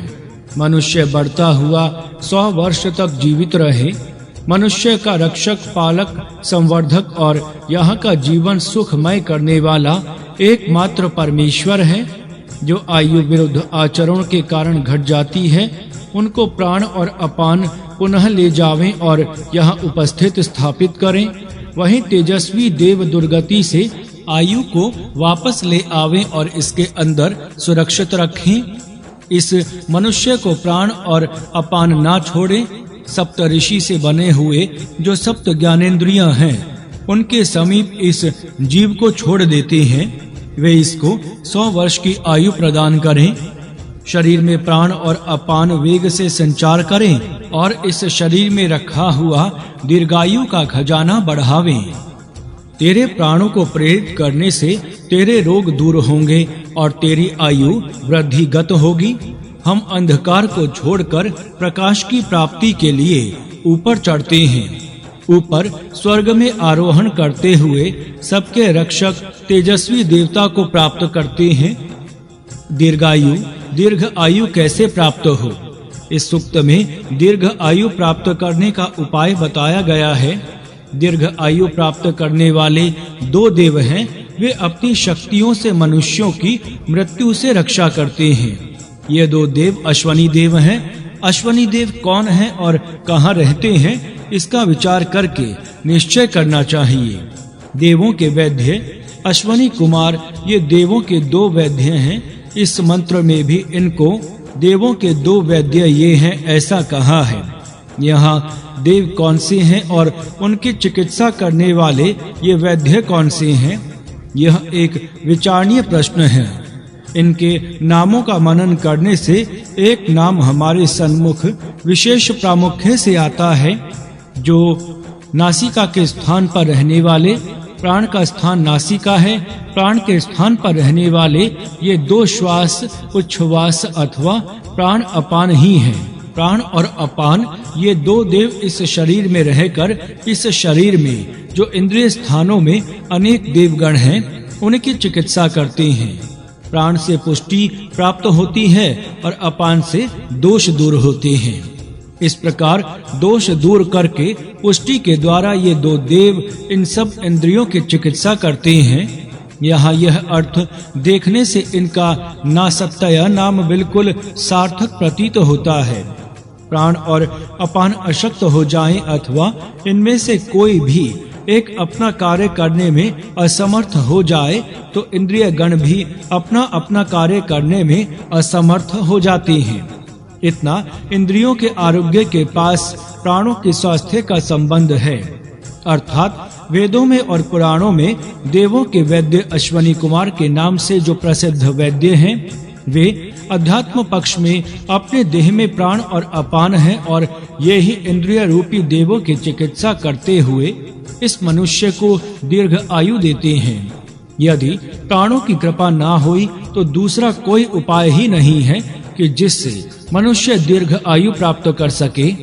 यह विचार ध्यान में रखकर यदि पाठक निम्नलिखित मंत्र देखेंगे तो उनको उसका ठीक अर्थ ध्यान में आ सकता है। देखिए, हे देवों के वैद्य प्राण और अपानों, अपनी विविध शक्तियों से मृत्यु को हमसे दूर करो। अर्थात प्राण और अपान ही इस देह स्थानीय सब अवयवों और अंगों की चिकित्सा करते हैं और उनको पूर्ण निर्दोष करते हुए मनुष्य को मृत्यु से बचाते हैं। अतः मृत्यु दूर करने के लिए उनकी प्रार्थना यहाँ की गई है। जो देव जिस वस्तु को देने वाले हैं उनकी प्रार्थना इस वस्तु की प्राप्ति के लिए करना योग्य ही है।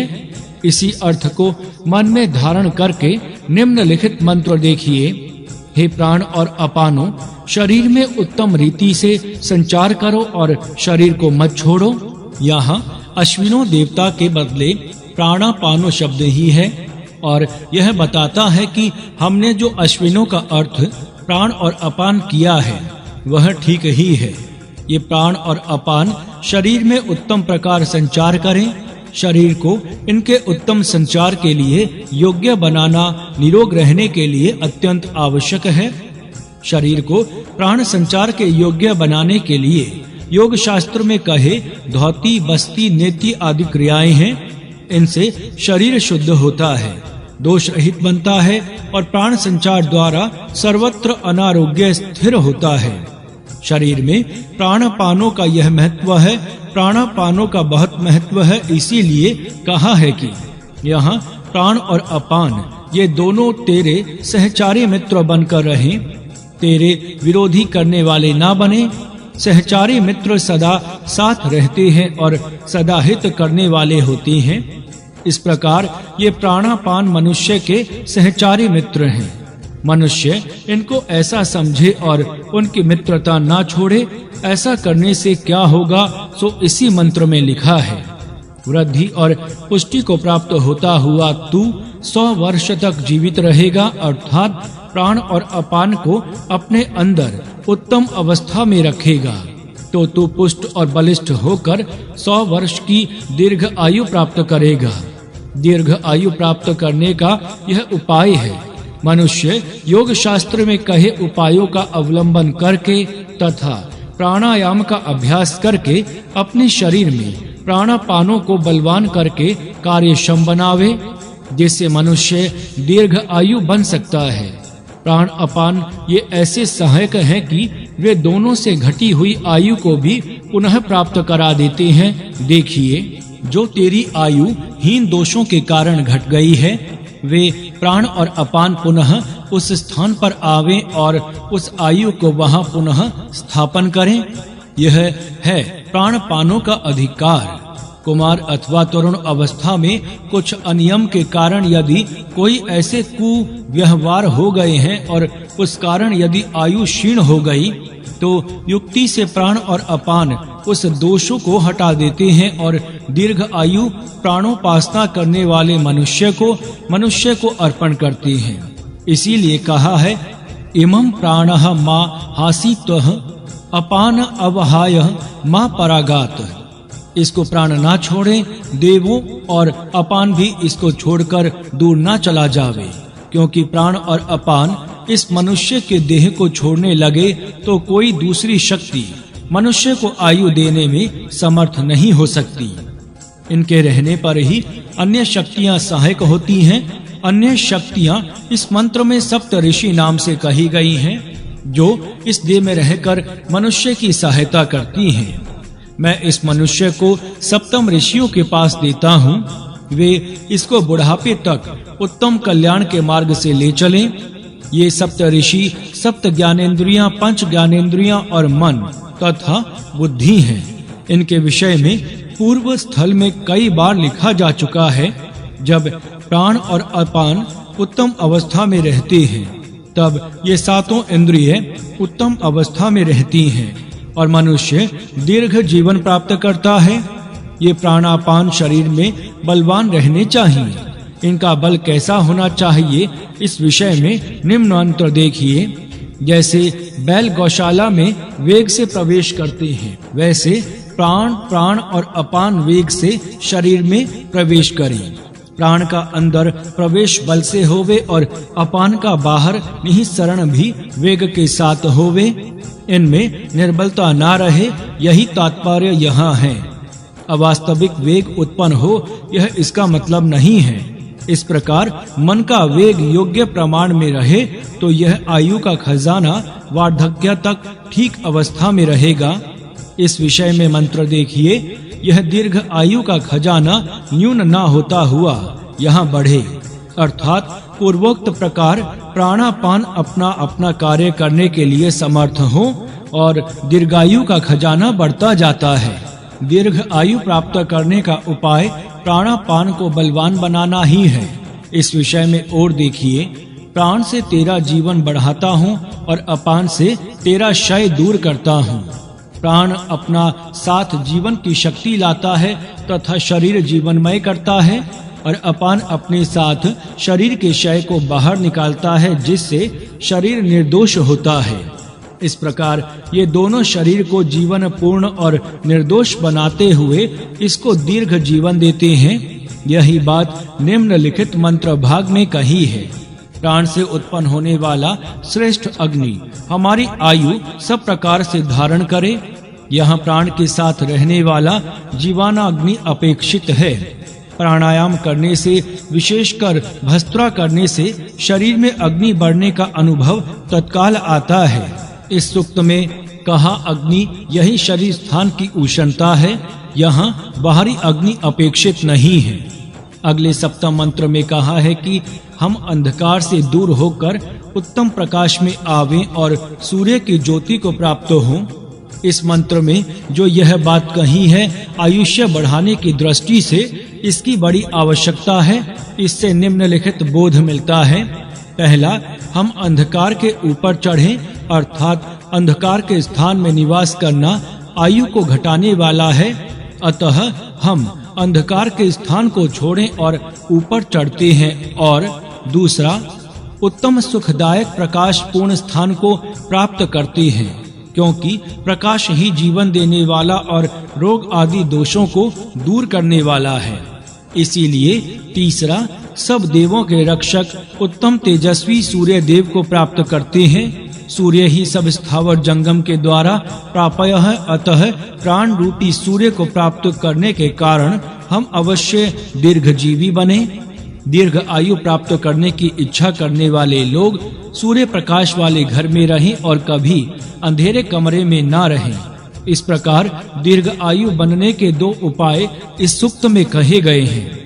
एक, प्राण और अपान को बलवान बनाना, और सूर्य प्रकाश को प्राप्त करना और अंधेरे कमरों में ना रहना।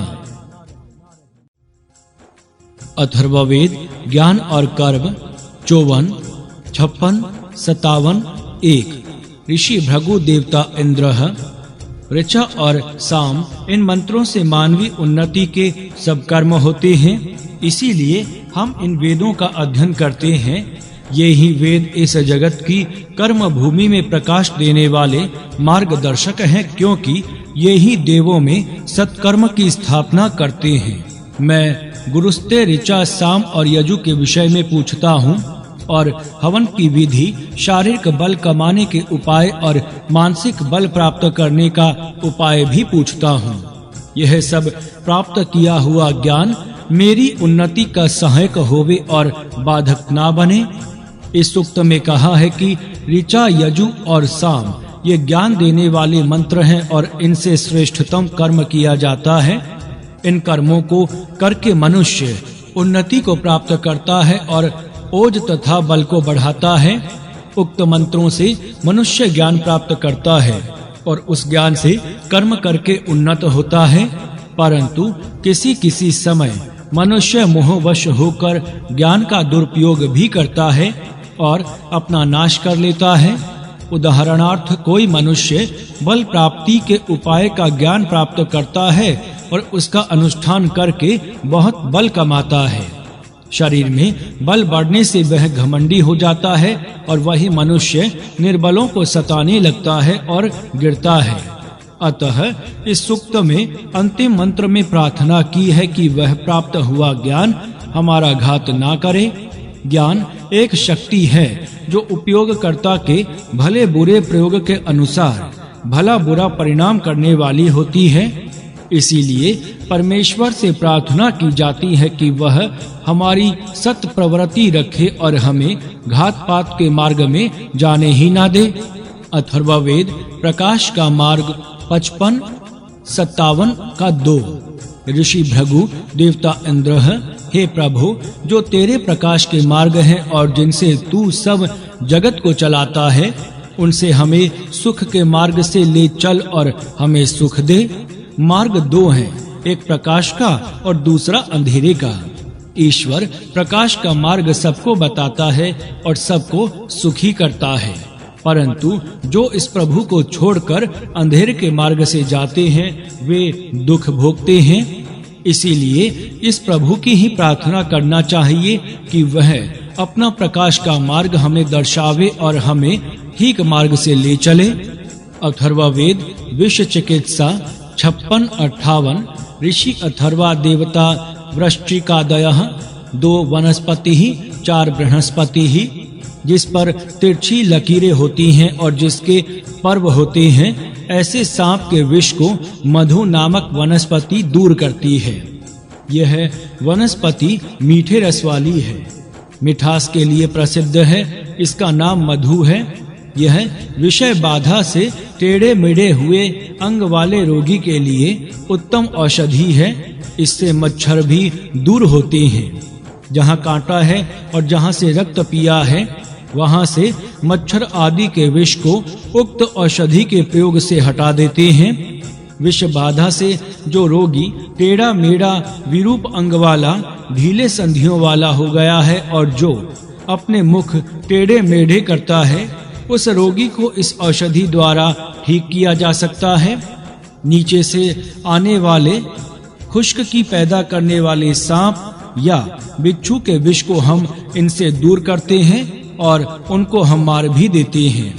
बिच्छू का बल बाहुओं में, सिर में अथवा मध्य भाग में नहीं है, केवल पूंछ के अग्र भाग में उसका विष रहता है। चींटियां, मोरनियां या मुर्गियां उसको खा जाती हैं। इनका विष शुष्कता उत्पन्न करने वाला होता है कि वह इस वनस्पति से यह निर्बल हो जाता है। बिच्छू पूंछ से प्रहार करता है, मुख से भी थोड़ा बहुत काटता है, परंतु इसके मुख में विष नहीं है, केवल पूंछ में है। इसमें सर्प विष अथवा बिच्छू का विष दूर करने के लिए मधु नामक औषधि का उपयोग करने को कहा है। यह शर्तिया औषध है, परंतु यह कौन सी वनस्पति है इसका पता नहीं चलता। विष बाधा से शरीर पर जो परिणाम होता है उसका वर्णन चतुर्थ मंत्र में है। भयंकर सर्प विष से मनुष्य ऐसा कुरूप और टेढ़ा मेढ़ा हो जाता है। इस सूक्त में कहा हुआ अन्य भाग सुबोध है, इसीलिए उस विषय में अधिक लिखने की आवश्यकता नहीं है। अथर्ववेद मनुष्य की शक्तियां वक्रत्व करने के समय अथवा जन सेवा करने के समय की वा सेवा के लिए प्रार्थना करने के समय तथा करने के योग्य हलचल में भी जो शरीर में अथवा मन में या आत्मा में दुख हुआ हो, वह सरस्वती माता दूर करें। चैतन्य पूर्ण बालक में 7 दैवी शक्तियां कार्य करती हैं। ये शक्तियां उनके लिए ऐसे कार्य करती हैं कि जैसे बालक अपने पिता का कार्य करते हैं। उनके पास 2 शक्तियां होती हैं जो तेज बढ़ाती हैं, कार्य कराती हैं और पोषण करती हैं। जन सेवा करने के समय जो कष्ट होते हैं, जनता की सेवा करने के समय जो शोभ होता है, जो मानसिक कलेश होता है अथवा जो शारीरिक कलेश भोगने पड़ते हैं, वे माता सरस्वती अर्थात विद्या देवी की सहायता से दूर हों। अर्थात मनुष्य को जनता की सेवा करनी चाहिए और उस पवित्र कार्य के करने के समय जो कष्ट हो उनको आनंद से सहना चाहिए। विद्या के उत्तम प्रकार प्राप्त होने के पश्चात यह सहन शक्ति प्राप्त होती है। ज्ञानी मनुष्य ऐसे कष्टों की परवाह नहीं करता। मानवी बालक तथा बड़े मनुष्य के शरीर में 7 शक्तियां रहती हैं। बुद्धि, मन और 5 ज्ञानेंद्रियां, ये 7 शक्तियां हैं जो हर एक मानवी बालक में जन्म से रहती हैं। मानो ये 7 इनके पुत्र ही हैं। जिस प्रकार पुत्र अपने पिता के कार्य सद्भावना से करते हैं, कोई कपट नहीं करते हैं, उसी प्रकार ये शक्तियां इनके कार्य अपनी शक्ति के अनुसार निष्कपट भाव से करती हैं। इनके पास प्राण और अपान ये 2 और विशेष प्रकार के बल हैं। इन दोनों बलों से इनका तेज बढ़ता है। इन दोनों के कारण यह प्रयत्न कर सकता है और इन दोनों की सहायता से इसकी पुष्टि होती है। इन सब शक्तियों से मनुष्य की उन्नति होती है। इनके साथ माता सरस्वती अर्थात स्वार वाली विद्या देवी हैं, जो मनुष्य की सहायक देवता हैं। मानवीय उन्नति इनसे होती है, यह जानकर मनुष्य इन शक्तियों की रक्षा करे और वृद्धि करे और अपनी उन्नति अपने प्रयत्न से सिद्ध करे। अथर्ववेद बलदायी अन्न 58-60 ऋषि कौरपथि देवता मंत्रोक्ता इंद्र वरुणो हो। इस सूक्त में मनुष्य किस प्रकार रहें और क्या खाएं और किस प्रकार आनंद प्राप्त करें, इस विषय में लिखा है। पहला सुत्तपो, मनुष्य उत्तम तप करने वाले हों, शीत उष्ण आदि द्वंद्वों को सहन करने की शक्ति अपने अंदर बढ़ावें। दूसरा घृत व्रतो, नियमों का पालन करें, नियम के विरुद्ध आचरण कदापि ना करें, सब आना आचरण उत्तम नियमानुसार रखें। 3 वृष्णो, मनुष्य बलवान बने, अशक्त ना रहे। चौथा इंद्र वरुणो, मनुष्य इंद्र के समान शूरवीर ऐश्वर्य पान पीर गंभीर शत्रुओं को दबाने और परास्त करने वाला बने। वरुण के समान वरिष्ठ और श्रेष्ठ बने। जो इंद्र के और वरुण के गुण वेद में अन्यत्र वर्णन किए गए हैं, मनुष्य उन गुणों को अपने अंदर धारण करे और इंद्र के समान तथा वरुण के समान बनने का यत्न करे। 5 अपरहरथ, हिंसा रहित कुटिलता सार रहित रथ हो, अर्थात जहाँ गमन करना हो वहाँ अहिंसा और अकुटिलता का संदेश स्थापन करने का यत्न किया जावे। 6 देववीतया, देवत्व की प्राप्ति के लिए प्रयत्न होता रहे। राक्षसत्व से निवृत्ति होवे और दिव्य गुणों का धारण हो। 7 पीतय, रक्षा करने का प्रयत्न हो, आत्मरक्षा, समाज रक्षा, राष्ट्र रक्षा, जन रक्षा के लिए प्रयत्न हो। 8वां इदं वाम अनघः, यह तुम्हारा अग्र है। हे मनुष्यों, यही अग्र तुम खाओ। यह अन्न कौन सा है? यह अन्न है हर्ष उत्पन्न करने वाला सोम आदि औषधि वनस्पतियों से संपादित रस आदि। हे मनुष्यों, इस बलवर्धक तथा मधुर सोम आदि औषधियों के रस से तुम सब लोग बलवान बनो। इस प्रकार देवों का वर्णन अपने जीवन में ढालने का प्रयत्न करने से वेद का ज्ञान जीवन में उतरता है और श्रेष्ठ अवस्था मनुष्य को प्राप्त होती है। अथर्ववेद शाप का परिणाम 59-61 ऋषि बादरायणी देवता अरिनाशनम। किसी को शाप देना, गाली देना या बुरा भला कहना या निंदा करना बहुत ही बुरा है। उससे गाली देने वाले का ही नुकसान होता है। अथर्ववेद रमणीय घर 60-62 ऋषि ब्रह्मा देवता ग्रह वास्तोष्पति ही। मैं स्वयं उत्तम अन्न, विपुल धन, श्रेष्ठ बुद्धि और मित्र की दृष्टि को धारण करके उत्तम विचारों के साथ पूजनीयों का सत्कार करता हुआ घर में प्रवेश करता हूँ। सब लोग वहाँ बड़े आनंद से रहें और किसी प्रकार किसी को भी यहाँ मुझसे डर उत्पन्न ना हो। इन घरों में हमें सुख मिले, बल प्राप्त हो और सब आनंद से रहें। इन घरों में रहकर हमें सुख का अनुभव हो।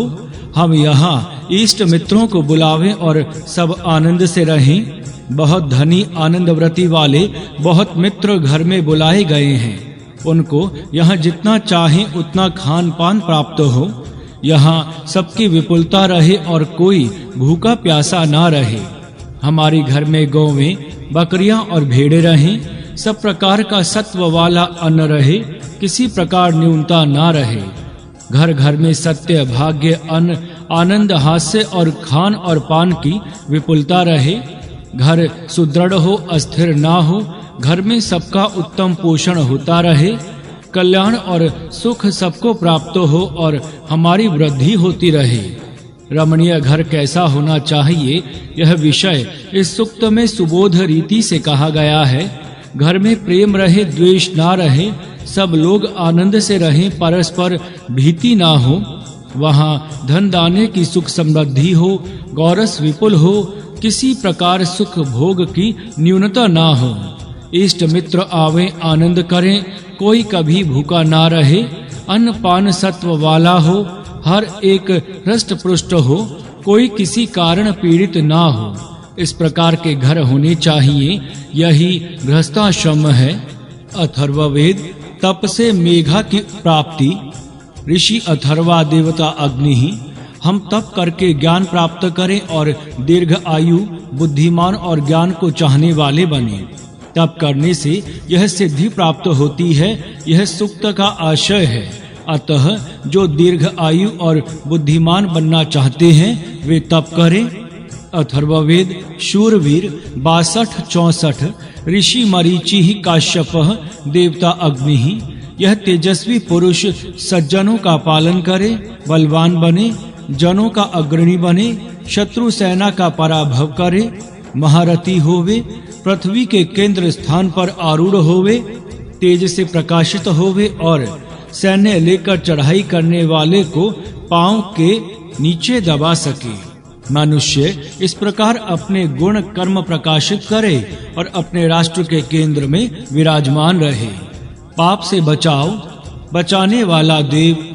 अथर्ववेद 63-65 ऋषि मरीचि ही कश्यपः देवता जातवेदः, शत्रु का पराभव करने वाला और शत्रु के आक्रमणों को सहने वाला तेजस्वी प्रभु है। उसका हम गुणगान करते हैं और उसको अपने श्रेष्ठ स्थान से यहाँ अपने पास बुलाते हैं। वह निसंदेह हमें कष्टों से बचाएगा और कठिनता से पार करेगा। इस प्रभु की स्तुति, प्रार्थना, उपासना हर एक मनुष्य करे और उसके ये गुण अपने में बढ़ावे। अर्थात उपासक भी शत्रु सेना का पराभव करे, शत्रु के हमले को सहे अर्थात पीछे ना भागे, दूसरों को कष्टों से बचावे और दूर अवस्था में उनका सहायक बने। अथर्ववेद पाप से बचाओ 64-66 ऋषि ही या महादेवता मंत्रोक्ता नित्रति ही।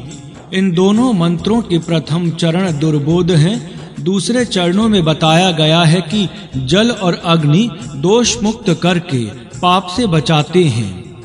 पक्षी के चरणों से प्रतीत होता है कि शकुनी पक्षी का गिरना या उड़ना अशुभ या शुभ का सूचक है, परंतु ये मंत्र खोज के योग्य हैं। अथर्ववेद अपामार्ग औषधि 65-67 ऋषि शुक्र देवता अपामार्ग विरुक्त।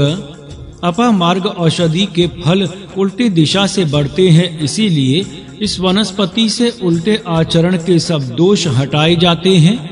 दुराचार, पाप दोष, पापी का सहवास, दंत दोष, बुरे नाखून तथा रक्त दोषी का सहवास, ये स्वयं आचरित अथवा संगत से आए दोष अपामार्ग के प्रयोग से दूर होते हैं।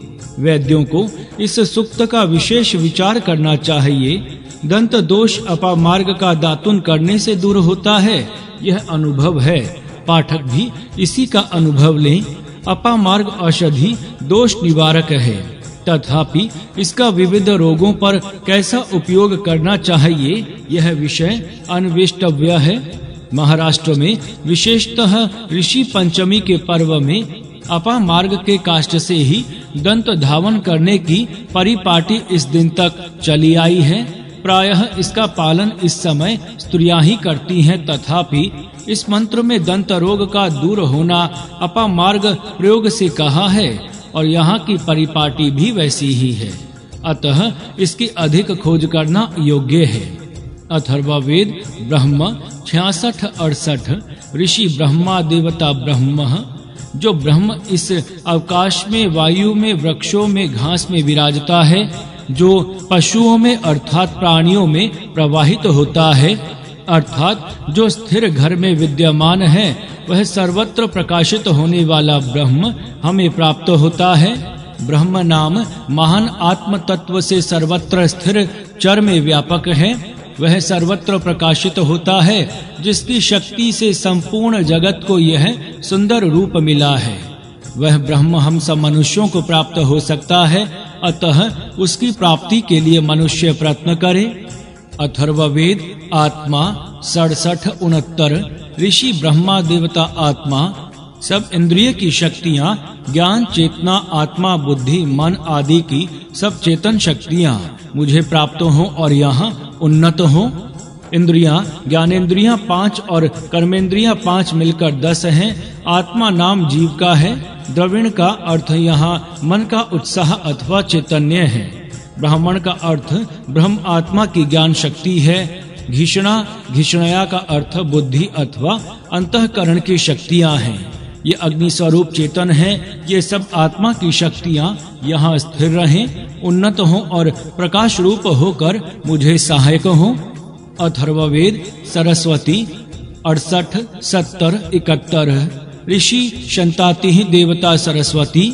हे माता सरस्वती देवी, तुम्हारे दिव्य धामों के व्रतों में हवन किया हुआ हवन सेवन करो और हे देवी हमें प्रजा दें। हे माता सरस्वती, तुम्हारा यहाँ घी वाला हवन है।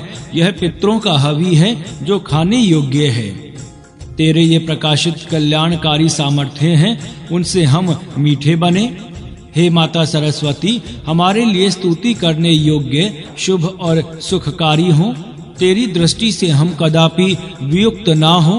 माता सरस्वती के उपासकों का सदा कल्याण ही होता है। अथर्ववेद आत्मा 69, 72। ऋषि शंताति देवता सुख्यम। वायु, सूर्य, दिन, रात और उषा ये तथा अन्य सब पदार्थ हमें सुखदायक हो। हमारी अंतरिक्ष अवस्था ऐसी रहे कि हमें बाहरी जगत सदा सुखकारी होवे और कभी दुखदायी ना हो। अथर्ववेद शत्रु दमन 70, 73। ऋषि अथर्वा देवता शयनः देवाः। जो शत्रु अपने सैन्य से हमें सताता है और हमें युक्तियों से विविध कष्ट देता है, उस दुष्ट शत्रु के अन्य सब यज्ञादि प्रयत्न भी सफल ना हो। ऐसे दुष्ट शत्रु जो भी सत्य कर्म करते हैं, उनका उद्देश्य इतना ही होता है कि उससे उनकी शक्ति बढ़े और उस शक्ति का उपयोग हमें दबाने की युक्तियों में वे करें। दुष्ट लोग जो कुछ सत्कर्म करते हैं वह सत्य के प्रेम से नहीं करते, अपितु अपनी शक्ति बढ़ाने के लिए करते हैं और वे मन में यही इच्छा धारण करते हैं कि इस शक्ति से हम निर्बलों को लूटें और अपने भोग बढ़ावें। अतः इस सूक्त में ऐसी प्रार्थना की है कि ऐसे दुष्टों के सत्कर्म भी सफल ना हो और उनकी शक्ति ना बढ़े। दुष्टों की शक्ति घटने से जगत में शांति रह सकती है। अथर्ववेद प्रभु का ध्यान 71, 74। ऋषि अथर्वा देवता अग्नि ही। परमेश्वर बलवान, अग्नि समान तेजस्वी, स्वतंत्र, परिपूर्ण, ज्ञानी, शत्रु का पराजय करने वाला, घातपात करने वाले का विनाश करने वाला, अतः उसकी सब प्रकार से स्तुति करनी चाहिए। मनुष्य ईश्वर के गुणगान गावे, उन गुणों को अपने अंदर धारण करे और ईश्वर के गुणों को अपने में बढ़ावे। मनुष्य इन गुणों को धारण करे और यह बताने के लिए ही ईश्वर के गुणों का वर्णन स्थान स्थान पर किया जाता है। यहाँ अग्नि नाम से ईश्वर का वर्णन है। अग्नि भी उसी प्रभु की आग्नेय शक्ति लेकर अग्नि गुण से युक्त बना है। इसी प्रकार अन्य नए नाम उसी एक प्रभु के लिए प्रयुक्त हुए हैं। अथर्ववेद खान पान 72, 75, 76। ऋषि अथर्वा देवता इंद्र है। उठो और ईश्वर के द्वारा दिए हुए ऋतु के अनुकूल अन्न भाग को देखो। जो परिपक्व हुआ हो उसको लो और यदि कुछ अन्न भाग परिपक्व ना हुआ हो तो उसके परिपाक होने से आनंद तक रहो। हे प्रभु, यह अग्रभाग परिपक्व हुआ है, यह सिद्ध है। यहाँ प्राप्त हो सूर्य मध्याह्न में आ गया है। सब मित्र अपने अपने संग्रहों के लिए प्राप्त हुए हैं। जैसे पुत्र पिता के पास इकट्ठे होते हैं, वैसे ही हम सब तेरे पास इकट्ठे हो गए हैं। मैं जानता हूँ, मानता हूँ कि एक तो गाय के स्तनों में दूध परिपक्व होता है, पश्चात अग्नि पर परिपक्व होता है, नव अग्नि इस प्रकार सिद्ध होता है। हे प्रभु, मध्य दिन के समय इसका सेवन करो और दही पियो। खान पान भोजन का समय सूर्य के मध्याह्न में आने पर भोजन करना चाहिए। यह बात इस सूक्त से प्रतीत होती है। देखिए, सूर्य मार्ग के मध्य में पहुंच चुका है, अतः परिपक्व हुए अन्न के प्रति जा। यह वाक्य भोजन का समय दोपहर के 12 बजे है या उसके किंचित पश्चात का है। इस बात को स्पष्ट करता है। हवि नाम अन्न का है। यह अग्नि परिपक्व हुआ है। अन्न एक तो स्वयं गाय के स्तनों से परिपक्व होता है, जिसको हम दुग्ध कहते हैं। यह दुग्ध दूहे जाने के पश्चात अग्नि पर पकाया जाता है। एक स्वभावतः परिपक्वता होती है, पश्चात अग्नि पर परिपक्वता होती है। पश्चात देवताओं को समर्पित करके भोजन करना होता है। दूध पकाने के पश्चात उसका दही बनाया जाता है। यह दही मध्याह्न के भोजन समय पीना योग्य है। रात्रि के समय या सवेरे दही पीना उचित नहीं है, क्योंकि दही शीत वीर्य होता है। इस कारण वह दोपहर के उष्ण समय ही में पीना योग्य है। जैसे गाय के स्तनों में दूध परिपक्व होता है, उसी प्रकार गौ नाम भूमि के अंदर धान्य आदि की उत्पत्ति होती है। इसको भी परिपक्व दशा में लेना चाहिए। पश्चात अग्नि पर पकाकर या भूनकर उसका सेवन करना चाहिए। यह अन्न दुग्ध हो या अन्य धान्य आदि हो, वह सच्चा नया लेना योग्य है। दुग्ध भी ताजा लेना चाहिए और धान्य भी बहुत पुराना लेना योग्य नहीं है। अन्न भी पकने पर ही लेना चाहिए, अर्थात 2-4 दिन के बाद से पदार्थ लेने योग्य नहीं है। भगवत गीता में कहा है कि जिस अन्न को तैयार होकर 3 घंटे व्यतीत हुए हैं, जो नीरस है, जो दुर्गंध युक्त है, जो उच्छिष्ट है और अपवित्र है, वह तामस लोगों को प्रिय होता है। अर्थात अन्न को पकाकर 3 घंटों के पश्चात उसका सेवन करना योग्य नहीं। पकने के 3 घंटे तक उसको नया या ताजा कहते हैं। इसी अवस्था में उसका सेवन करना चाहिए। परमेश्वर ऋतु के योग्य अन्न भाग को देता है। जिस ऋतु में जो सेवन करने योग्य होता है, वह अन्न फूल फल रस आदि देता है। उसको पक अवस्था में प्राप्त करना चाहिए और पश्चात उसका सेवन करना चाहिए। यदि कोई फल पका ना हो तो उसकी प्रतीक्षा आनंद के साथ करनी चाहिए। सब परिवार के तथा इष्ट मित्र अपनी अपनी थाली में अपने अन्न संग्रह को ले और साथ साथ पंक्ति में बैठें। सब अपने अग्र भाग से कुछ भाग देवताओं के उद्देश्य से समर्पित करें। सब इष्ट मित्र ऐसा माने कि ईश्वर हम सबके बीच में है अथवा हम उसके चारों ओर हैं, और इस प्रकार जो अन्न भाग निकले उसका आनंद के साथ सेवन करें। अथर्ववेद गाय और यज्ञ 73-77 ऋषि अथर्वा देवता धर्म अश्विनो। हवन की अग्नि प्रदीप्त हो चुकी है। गौ का दोहन किया जाता है और हम सब ऋत्विज देवताओं को बुलाते हैं। हे देवो, अग्नि प्रदीप्त हुई है, दूध तप रहा है, इसीलिए यहाँ आओ। यह गौवें दूही जाती हैं, जिससे ज्ञानी आनंदित होते हैं। यह यज्ञ ऐसा है कि जिसमें देवता लोग रसपान करते हैं और वे इस पवित्र यज्ञ का सेवन करते हैं और संस्कार करते हैं। गौ के दूध में देवों का भाग है, इसीलिए इस यज्ञ में पधारो और इस तपे हुए मधुर गौ रस को पियो। हे देवों, यह तपा हुआ रस तुम्हें प्राप्त हो। गौ के इस मधुर रस का पान करो। हे गौ का दोहन करने वाले, दुग्ध लेकर यज्ञ में आओ। गौ का दूध तपाओ, हवन करो। श्रेष्ठ सविता ने यह सुखमय स्वर्ग तुम्हारे लिए खुला किया है। मैं तुम्हें दूध दोहने में कुशल हूँ और गाय को दोहने के लिए बुलाता हूँ। दोहने वाला इसी का दोहन करे। सविता ने इस श्रेष्ठ रस को दिया है। रंभाती हुई मन से बछड़े की इच्छा करने वाली गौ यहाँ आई है। यह अहननिया गौ देवों के लिए दूध देवे और बड़े सौभाग्य की वृद्धि करे। यह इंद्रिय संयमी अतिथि विद्वान हमारे यज्ञ में आवे। हमारे सब शत्रुओं का नाश करके शत्रुओं के भोग हमारे पास ले आवे। हे देव, जो तेरे उत्तम तेज हैं, वह हमारा भाग्य बढ़ावे। स्त्री पुरुष के संबंध में उत्तम नियम रहे। अनियम से व्यवहार ना हो। शत्रुता करने वालों का पराभव करो। हे गौ, तू उत्तम घास खा और भाग्यवान बन। तेरे कारण हम भी भाग्यशाली बने।